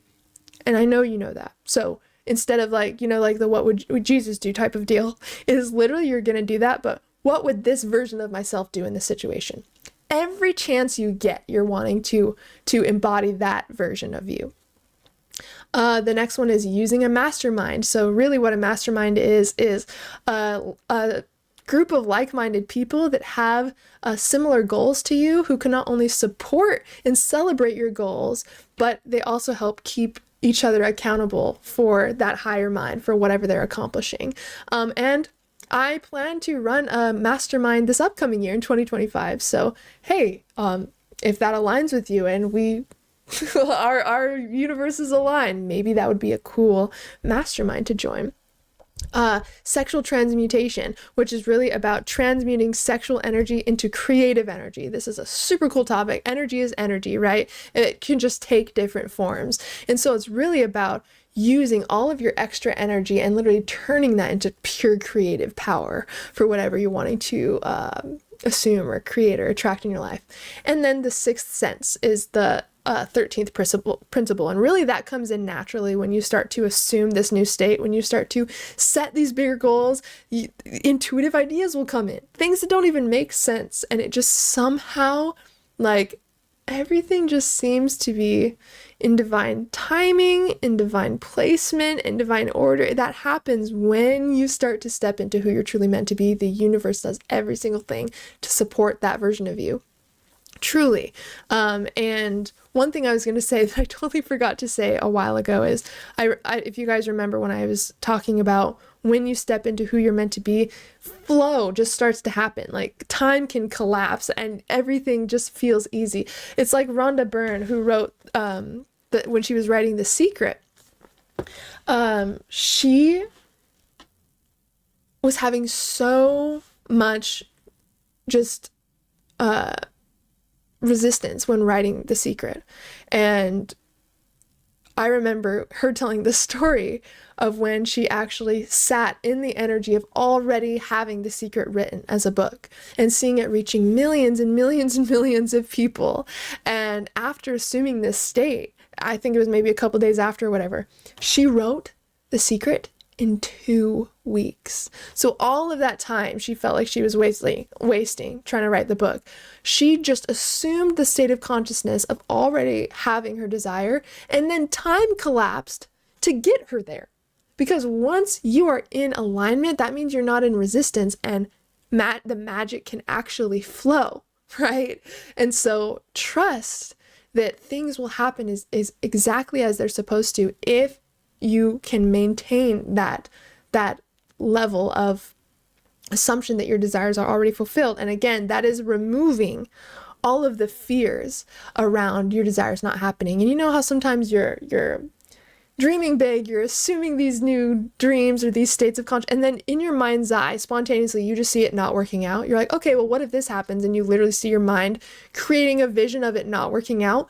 You need to step in every single time that happens and replace it with exactly what you want, and to try to leave it at that point. Again, we are trying to replace the voice of the lower mind with as much of the frequency that we want to experience as possible.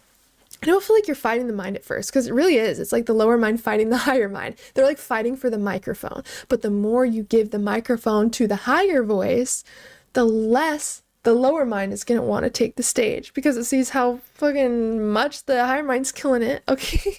But really, it really starts to soften the more you practice maintaining this new level of being. Remember, the law of vibration is first, and then the secondary law to the law of vibration is the law of attraction. You will attract whatever you are in vibration with. And your vibration is your paradigm.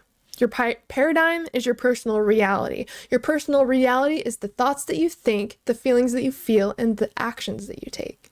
So truly, we can change our entire life by changing our personal paradigm. Okay? And again, if you guys are interested in any of the books that I've been talking about today, let me know.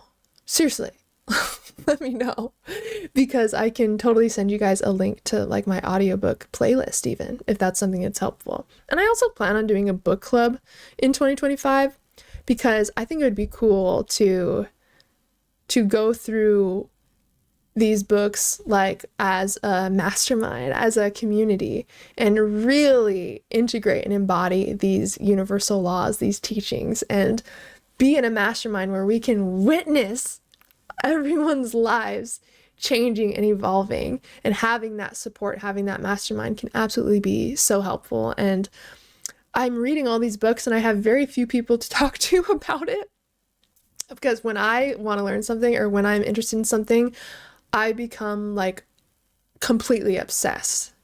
And I think it would be incredible to put all this information somewhere that I'm learning and share it with a community of like-minded people as well. But, okay. Hello, I'm coming back out of my rant. It's like I go into like a altered state sometimes when I talk with you guys, because there's just so much that I want to say, and it feels like I'm talking to a friend, and I just have to like I just have so much to say. And I don't write anything down for these lives, as you can tell. I hardly look away from the I'm just like zeroed in, and I just have, and I hope that this made sense. I know it felt a little chaotic, but I want you guys to know that you can create exactly the life that you want. I don't care what anyone says. I don't care what has even been accomplished, you know, in the world compared to like what you see possible for your life. Anything is possible. Like literally electricity was always a possibility in the universe. It just wasn't discovered until a specific time. See your desires like that too. You're not crazy, you're just first.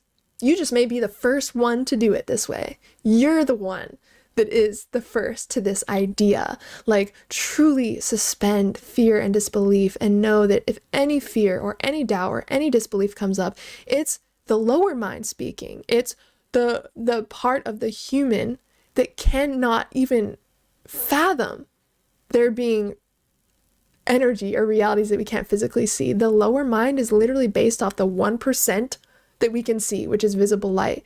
Like you're this lower mind can't even comprehend like other planes of existence or past or future. Like it is not someone we should be listening to on what is possible.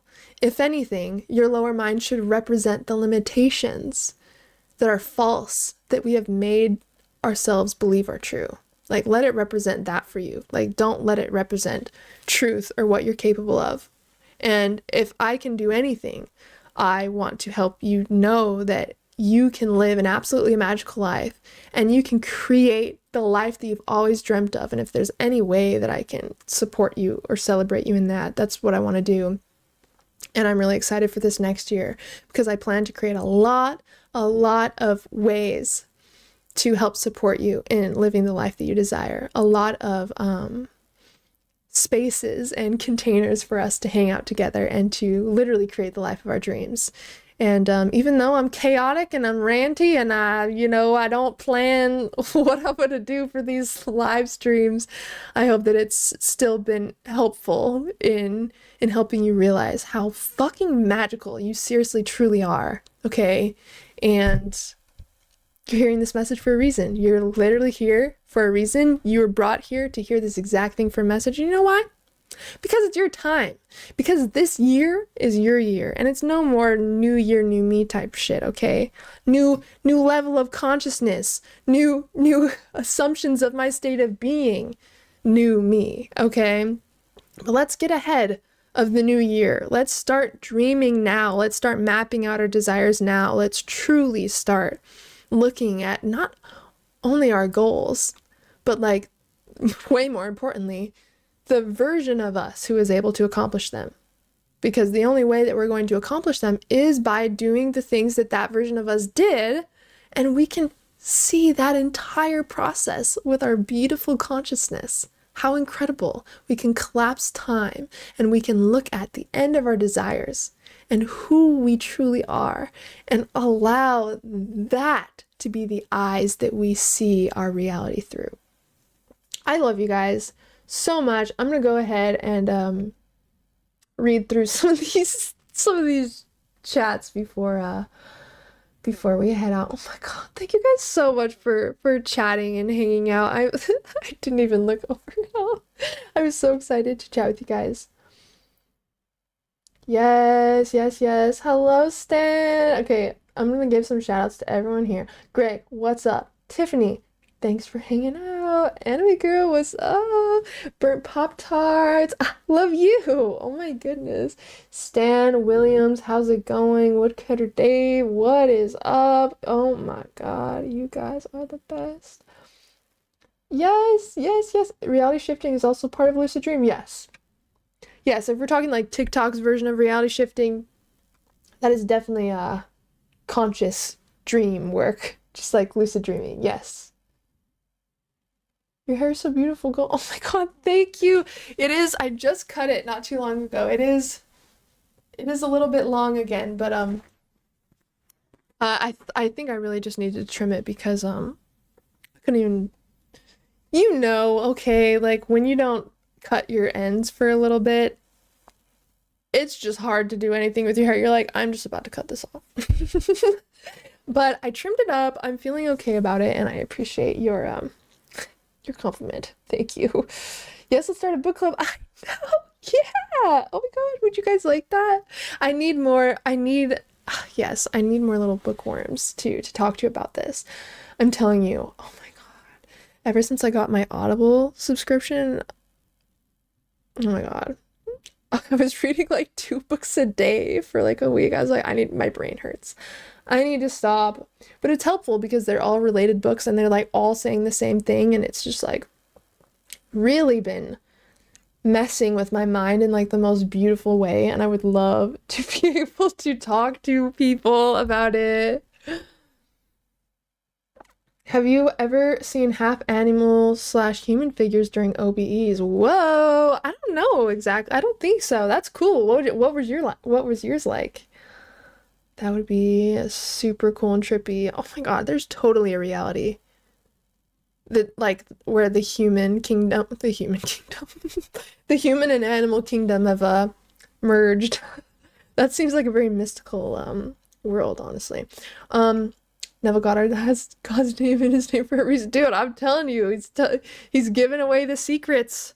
He's giving away all the secrets. Does video games / manga / webtoons get in the way of manifesting? Not really. I wouldn't say. I would say it really comes down to maybe just how much time you're putting into it. I mean, I play games, but I don't.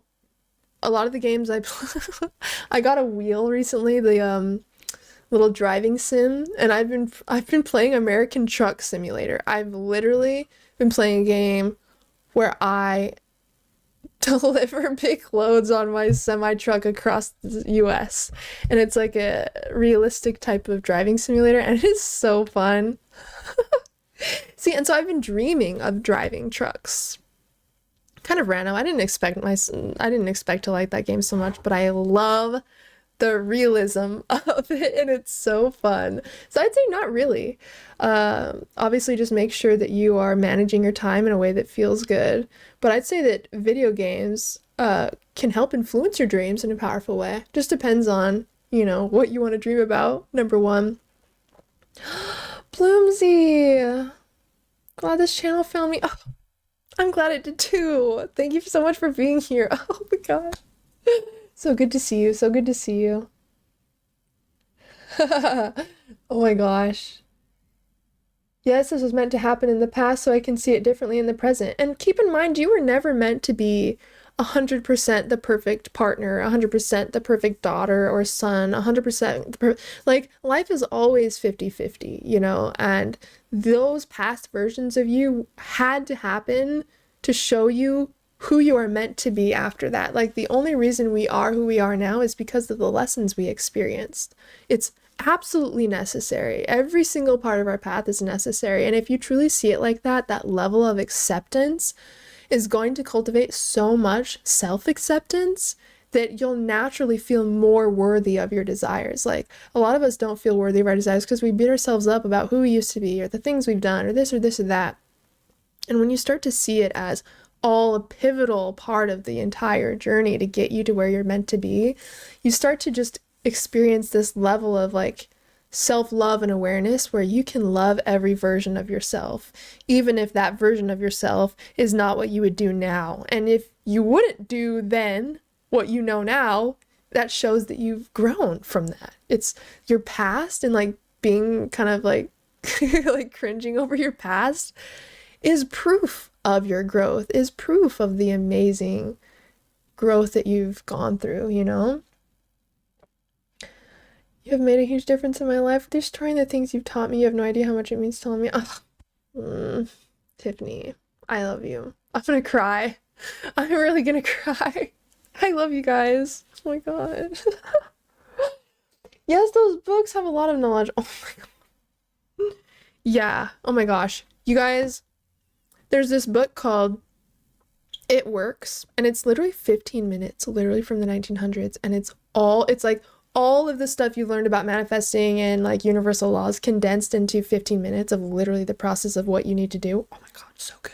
And then the game of life and how to play it It's like a 40-minute audiobook that's basically the same. Oh my God. Guys, just let me know if you need a book list, okay?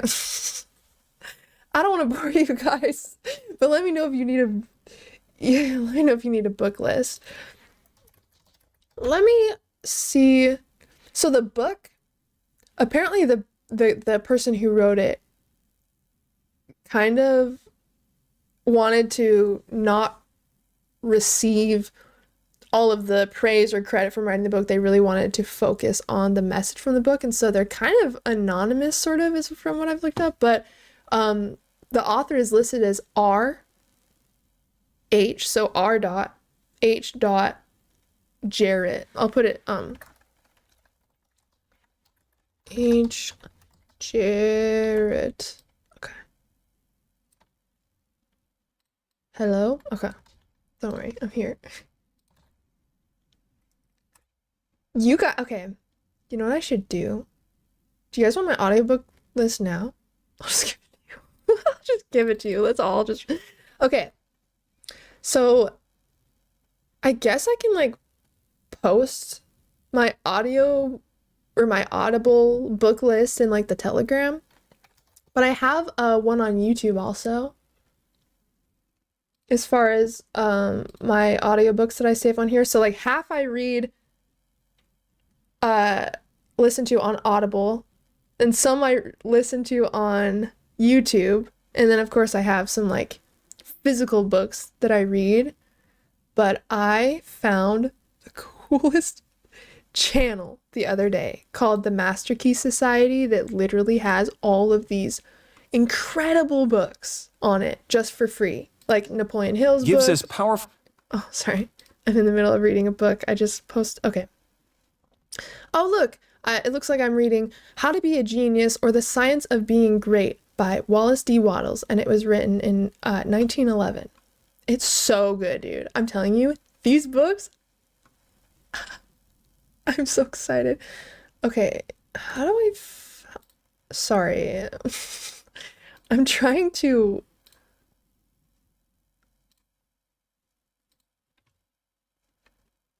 okay, sorry. I'm here now. I just had to figure out how to share this. Okay, here's my YouTube audiobook playlist.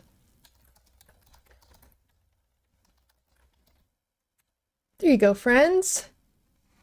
You're gonna have so much fun. I'm so excited for you. There's 25 books on there. And you're gonna just flip out. You are gonna freak out, okay? I am so excited that you guys are interested in this too.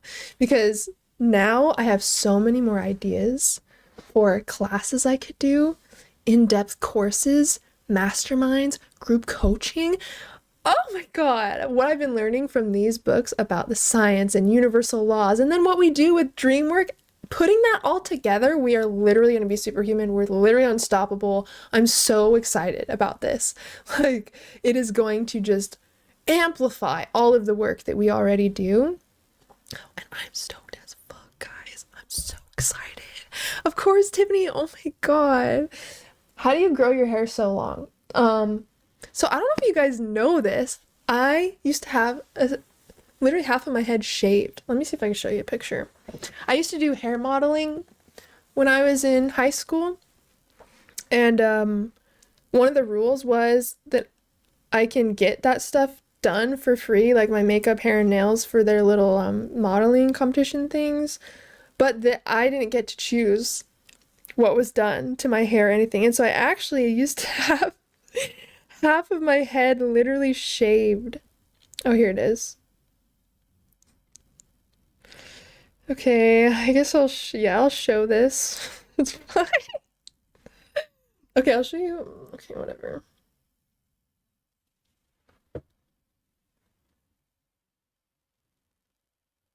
I don't know if you could focus.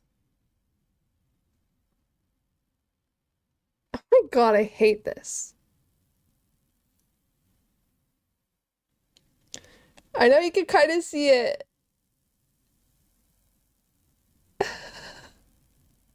It's blurry, but I literally had half of my head shaved and it was literally checkerboard. So you can say that I've definitely been on the journey of growing my hair back.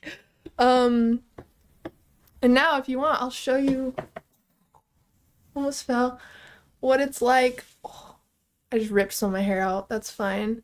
When it's not in. I guess it's almost the same length as it in the pigtail right now.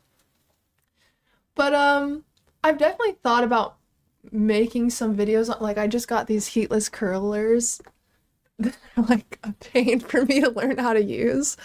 And I was like, does this kind of even make sense on my channel? I don't know if anyone cares about that, but okay, you asked a question, sorry. How do I grow my hair this long? Well, I don't use any heat on my hair. I don't use a straightener, I don't use a curler, I don't use a blow dryer. Literally just towel dry and like warm water in the shower. That's about as much heat as my hair gets. I don't know if you've heard of the hair care company Prose, Prose, but they make like custom hair care products based on your location, so they take into account the how dry the air is, the pollution, like the specific vitamins or whatever you want for your hair goals, like what type of hair you have. You basically fill out a little questionnaire thing, and then you get like custom hair care products based on your specific hair and stuff. So I use that. I do a lot of like oil treatments and stuff. I'm really into just like doing my own shit with my hair. I'll make my own little oil treatments. I wash my hair like once or twice a week. I braid my hair every single night and put it in a little bonnet to go to bed. You know, that's about it. And then I just trim up my own little ends every once in a while. Look at that. Pretty good, right?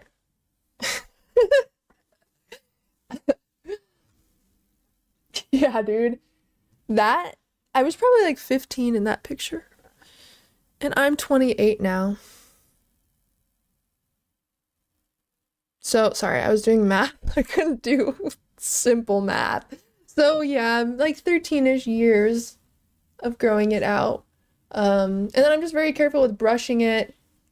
I wish there were more things I could do with it. Like, if I had someone who could come braid my hair for me or do little styles on my hair, it'd be so much more fun. My arms just get so tired.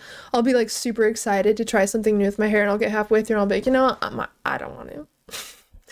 I don't want to. My arms are tired. My hair is tangling, whatever. So I do wish I had someone to teach me a few things about cool little new styles I could do. But yeah, that's about it. Yeah, coconut oil, jojoba oil, however you say that, castor oil, rosemary is great for your hair, so I use a lot of like rosemary oil type things. But yeah, just limiting the heat on your hair, keeping your ends trimmed because that's what allows the rest of your hair to get nutrients, and just being as gentle as you can, literally treating your hair as if it's spun from gold. Like, even when you brush it, like really I used to just yank through my hair because I'd get so annoyed at it, and I'm like, oh yeah, maybe I shouldn't have done that. It's a good exercise for brain. Oh my god, I know, probably so buff by now. Well, now it's easy because I just braid down like this, but yeah, literally for this live I tried to put half of my hair up and put a little bow in because I thought I'd be cute. My arms got so tired and the bow didn't look good. I was like, you know, I'm just gonna take it all out. It's okay, I changed my mind. I'm just gonna take it all out. I actually listen to audiobooks from this channel too and have my own playlist. What a coincidence! That's amazing. See what I mean? There's no coincidences. We were meant to connect on that. That's so cool. I really need that book playlist. Knowledge rocks. Cool, yeah. That I posted that book playlist. Let me pin that for y'all. And by the way, this is my active book playlist. I'm constantly adding to it, constantly listening to it. So save this playlist as your own and we can be little bookworms together, okay? But if you guys are ever looking for more books that I read or whatever, maybe I'll have to make a video on it also. But join the Telegram and I'll post screenshots of my audio or my audio. Audible. Why can I not remember that? Audible. I will post screenshots of my Audible stuff in the Telegram chat. Let me get the link. I don't think Eric is here today. My brain today is like not really working. Thanks for thanks for your patience on that. All right. Here is a Is that my link? That doesn't look right. I like don't even know what's happening. Oh, okay, there you go. So posted the link. There's the link to my little Telegram group community chat. And yeah, if you guys have any questions about books or want more of them, I got plenty. I just finished a 7-hour book by Neville Goddard, literally called How to Manifest Your Desires. 7 hours. And it is so good. It is probably one of the best books I've read. Anyways, I could talk a long time about the things that I'm excited about right now and the things that I'm learning. I just want you guys to know, like, also the things that you're learning, it's useless unless it is applied. Like, knowledge is only power when the knowledge is embodied, okay? That's when it becomes wisdom. That's when it becomes a lifestyle. That's when it changes who you are. So, and that's what I hope to do through these book clubs as well, is not only break down each piece with you guys and work from it step by step, but truly the integration and the embodiment is the most important part of learning new things. And I think that oh my God, I've been wanting to do a book club for so long. I've been wanting to do one for over a year. So I love that you guys are interested in that, because that's where we learn everything. I mean, the secret to living the life of our dreams is between pages. We have to at least be willing to look at it. You know what I mean? I used to not like to read until I learned, I just have to actually be interested in the things that I'm learning. And then I'll be like madly obsessed and be like, literally, I feel like a crazy person, like taping stuff on my wall, like, okay, then this means this and this can, like, that's how I feel literally almost every day of my life. So I like that I have you guys as well to share this with. But yeah. How do you embody it in your life? What's the best way? Well, first of all, it really depends on the book you're reading. One thing that I'd write, if you're really wanting to like truly understand the books you're reading, for example, let's just take Neville Goddard, for example. You don't have to do this. This is extra. You don't have to do this. But I created an Excel sheet for the books that I'm reading. And each chapter that I read, I put my biggest takeaways. Like, so the biggest things that I learned. If I was to boil down this chapter into the biggest teachings that I got from it, the biggest lessons or whatever, like that's what I write out for each chapter. And that way, then you won't even have to reread a lot of these books you're reading. You'll be able to look at your biggest lessons, your biggest takeaways that you got from each chapter. And that is literally that's showing you, the actions to embody through that. Like, for example, one of the things that Neville Goddard talks about is the law of assumption. So one way that I can embody that is when I have a desire, assuming the state of it already being done. Like, instead of thinking, how do I get to this desire? Say, what version of me has this desire? And that's what I focus on. I don't focus on the how, the when, the physical. No. I focus on the version of me that has that thing. And I practice assuming that state of consciousness. So it's really just breaking down the biggest pieces that you get from the books, writing them in a clear way where you can come back to them at any time without having to flip through, the pages, and embodying each lesson step by step. That's why I also break down each month into themes, like I told you guys about. Like for this one, December, it's Destiny December, bitch. And you know what that means? That really just means getting really clear on who I am, who I'm meant to show up as, and what my message is when I do show up. Like, not only am I here to live my destiny, but my mission, my passion, my purpose is to bring you closer to yours, is to literally merge the gap between where you are and the life you've always dreamt of. And so when I show up, my intention is to embody that, is to to live or speak from that message, right? And so that's another benefit of having each month kind of concentrated into a theme, because most people are like, okay, 2025 is the theme's gonna be like this, and then January 15th they've already forgot about it and they never revisit it again. What's cool about going month to month is each month is a game.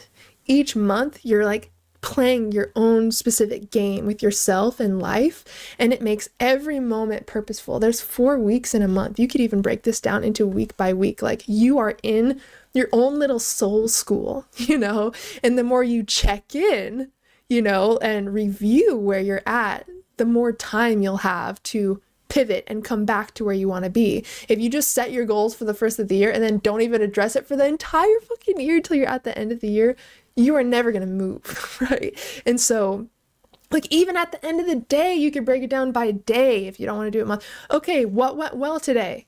What didn't go so well today? All right, how can I do better tomorrow? Like, what's my intention for tomorrow? Like, it is just about bringing awareness to your life as much as possible and doing it with an intention, life truly is a game. And what's cool with all of these teachers of like Napoleon Hill, Neville Goddard, Wallace Wattles, Florence Shinn, they also teach you that making money is a game. Making money is a science. Stepping into who you're meant to be is a game. And as soon as you start playing this game of life, life starts playing with you too, in such a beautiful, positive way, where you see these little magic synchronicities come in. You see life working for you the moment you start to commit to yourself of the things that are important to you. Like, life truly is a reflection of who you are being. And if you are committed to your own growth, if you are committed to finding magic, the universe will make sure that you see magic in every single thing that you do. This life is truly an inner game. And if you can see it if you can see it as a game that you're learning to master to reach that end goal that you desire, and like every moment in time is a part of that, because again, time doesn't exist. So it really is all about, anytime you notice you've fallen off the path or who you desire to be, coming back to it as much as possible until it starts to become normal, right? That lower mind can only fight for a voice for so long, And again, when we talk about the lower mind, it is the chatter of the mind, the random doubts, the fears, it wanting to distract you for hours on end. That's what we're talking about. When we're talking about experiences that you've stored inside that need to be processed, that needs your awareness, that needs to be felt, that needs to be released. And the moment you allow that emotion, the floor, to speak to you, it's gone before you even realize it. It's crazy. We're like so scared to feel specific feelings. In the moment we're like, okay, give me all you got. I'm sick of storing this inside. Let me feel. I want to feel everything that this experience, that this emotion, that this meaning I've created has to offer. All of a sudden, oh, guess what? Oh, it doesn't want to show up. It's almost like it just needed awareness to pass through. That's literally what I've experienced this year alone. And I'm like, wow. So anytime I feel discomfort, anytime I feel feeling in my belly because something made me mad or whatever, I literally dive into it and just love and accept myself for whatever I'm feeling. And that natural love and acceptance allows that energy to flow through. That's what they mean by move like water. We aren't meant to put dams in our own stream. Like, flow with life, flow with what wants to come up and move through you, and just realize when you're in resistance. I love picturing Neville Goddard in a soft, fluffy V-neck sweater for some reason. Oh, I love that. Yeah, I love that. Especially with how deep his teachings are, just imagining him in something like that is kind of nice. How to let go of resentment. Well, first I would write about the experience that's causing you to feel resentment. I would totally honor how you feel. I would write the experience from your perspective, right? And then write how you feel. And then I would look at different ways to see the situation. So what are other ways that I can view this situation? How can I view this with as much love and compassion as possible? Because again, when we have resentment, a lot of the time what it is it's either with us, we're regretting how we were in specific situations, or we wish someone else acted differently. And one thing that you can remember is like, this is all Like, even if it's our mom or whatever, this is their first life being a mom. They're literally, and I can say this because I've had a lot of trauma and just intensity that I've had to overcome in my experience with my mom. And it's not necessarily like my trauma is directed at her, but obviously she was a part of my trauma because we were in the same home, because we didn't necessarily get along all the time, and because when you're a child or when you're younger, you create all these meanings around these situations that you carry with you. And so it's all about breaking down those meanings and to change those meanings to feel even more true, and for you to see the situation in a different way. Because again, how we're seeing a situation, a lot of the time we're just viewing it from our own pain. And when you look back at the situation and know that everyone did the best that they could at the time with the level of awareness that they had, like, it really starts to let you know that what other people do is not personal. People are so caught up in their own fears and insecurities, and we weren't ever taught how to feel our feelings, right? And so people go through these struggles that they don't even talk about, and it reflects in their actions of where they're at. And so if you were ever wronged by somebody, just know that it really doesn't have to do with you. It's who they learn to be, and you're just experiencing a reflection of how they feel inside. And when you start to know that it's not personal, when you start to know that everyone is us pushed out, that's another thing in the books I've been learning, is like everyone is you pushed out. So like what we see in others is something we also have within us, because we're all just representing different parts of the human psyche, right? That's all that we're doing. And when you can take the ego out of it, now what I mean by ego is just the personal mind, it makes situations feel super personal, or how other people treat us feel personal. And when you can learn to change the meaning that you gave the situation, it really starts to change how you see the situation. And if you can change how you see the situation, you change how you feel about the situation. Yeah, totally. Exactly. Yeah. So I would definitely make sure that you are witnessing how you, like, back when I was doing like inner child work at the beginning of this year, in order to feel better about certain things I went through, I had to fully listen to that inner child and let her speak. I did it in a Google Doc because it's a lot easier with how much I had to say. And I just wrote from the identity of that little girl, like that little me that was her. And it's crazy. It literally reflects in how I wrote and everything. It's literally like I tapped into that version of me who didn't have that safety to speak, and let her speak. And you can feel like it's written from that moment in time. Is really crazy. And we store pain inside, especially from when we were little, is because we have such a limited way of seeing the world, right? Like, even if it came to our parents getting divorced, we think it's us. We think we caused it. We think that there's something wrong with us, and obviously it has nothing to do with us. But when we're little, we think everything is so personal. And now that we've grown, now that we have more awareness, now that we've experienced these lessons that will actually help us heal that old story, we now are the person who can support our inner child of healing from those situations. We store those negative situations inside because we didn't have anybody to make us feel safe enough for us to actually be heard or accepted or loved. But now you have the power to hear yourself, to accept yourself, and to love yourself. But in order to fully do that, you need to hear the voice that needs to be heard.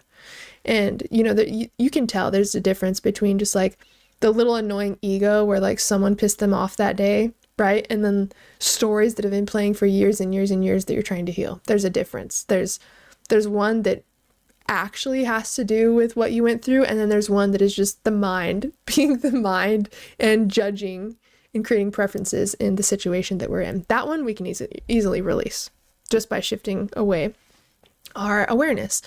But when it comes to our inner child not being heard, when it comes to revisiting old experiences we've had in our head and just getting taken over with uncomfortable emotions, there's something there that we're not fully allowing ourselves to see or witness. And really, the key is to allow your inner child to feel so safe that they can speak exactly what's on their mind. And then after that version of you speaks, you can go and write your new meaning, your new story. It's not like you're changing what actually happened. You're changing what you got from it. You're looking for the lessons. And that's really one big way to start living a more like abundant life, for example, is to see everything as abundance of lessons that are working in your favor. So instead of like, oh, this happened to me, for example, which is how the little child version of us would speak, that's the version we want to let right out, right? This happened to me. This is how I felt. And then your version now, you're going to go right back. This is how it happened for me. And this is how this created me into the person I was meant to be. You're turning it into a positive. You're changing the meaning of it. You're changing the story. Instead of being a victim of your past, you're saying, this is what made me who I am. And this is the brilliant lesson that I got from it. And I am so grateful that I am this person now because of what because of what I went through. It's almost like you're coming back to gratitude. Gratitude truly is the way to shift out of uncomfortable feeling and to do it for good too. Because if we're in gratitude, we're in receiving. And if we're willing to look for gratitude in past situations, we're looking for what we could have received or what we did receive to help us get to who we are now. And we'll definitely have to talk more in depth about all of this because there's so much that I can say on this. And I had a couple years ago, I had a whole like 2 or 3 hour masterclass on inner child work and how we can explore that in the waking state and then take it to the dream state also. And yeah, there was a lot that we talked about in this topic that we'll have to revisit again when we have more time. But I hope that was helpful a little bit. And just know that if something's coming up, it's coming up for a reason. It's because it's meant to be processed. And if you're having a desire come in, that means it's ready to be fulfilled, okay? So like whatever comes up, trust that it is coming up for a reason. Whether it's old shit that's ready to be released, you're finally feeling safe enough to release it and let it go. So let it out. And then if you notice new desires or wishes or ideas coming in, those are also coming in because they are meant to be fulfilled. So tap into the version of you who has those things and start to live from that place of consciousness.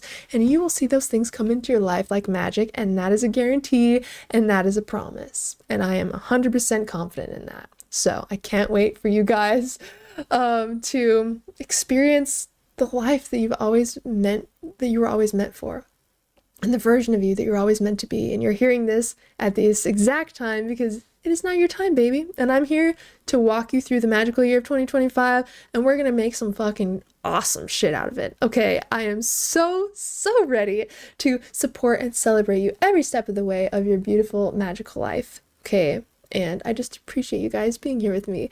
I love you, and I'm so glad. Oh my God, we went live for 2.5 hours. That is so amazing. I hope you guys enjoyed this live, though. Thank you for being here along the chaotic ride.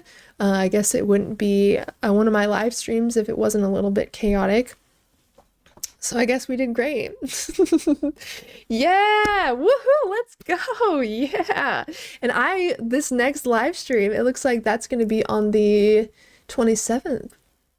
So I will see you beautiful, beautiful dreamers after Christmas, and we will have another nice little talk. And hey, how about this? How about next week we do a meditation around this exact thing? Let's do it. Let's do a meditation around this exact thing that we're embodying, okay? So make sure that you're comfy. Next live, make sure you have a little time to yourself where you won't be disturbed.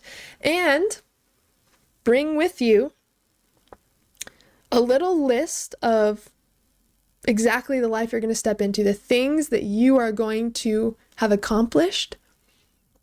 Bring those to the next life, because we're going to step into that version of you who has already achieved all of that, and we're going to own that new identity and step into that embodiment. So make sure you bring that. All right, guys, I love you. Merry Christmas. Happy holidays. Thank you so much for being here with me. I love you guys so much, and I hope that you have an incredible, incredible holiday, and I can't wait to see you again. Bye. Make sure to join the Telegram also if you want that little Audible screenshot. I'll share all my books with you friends. But I love you. See you later. Bye.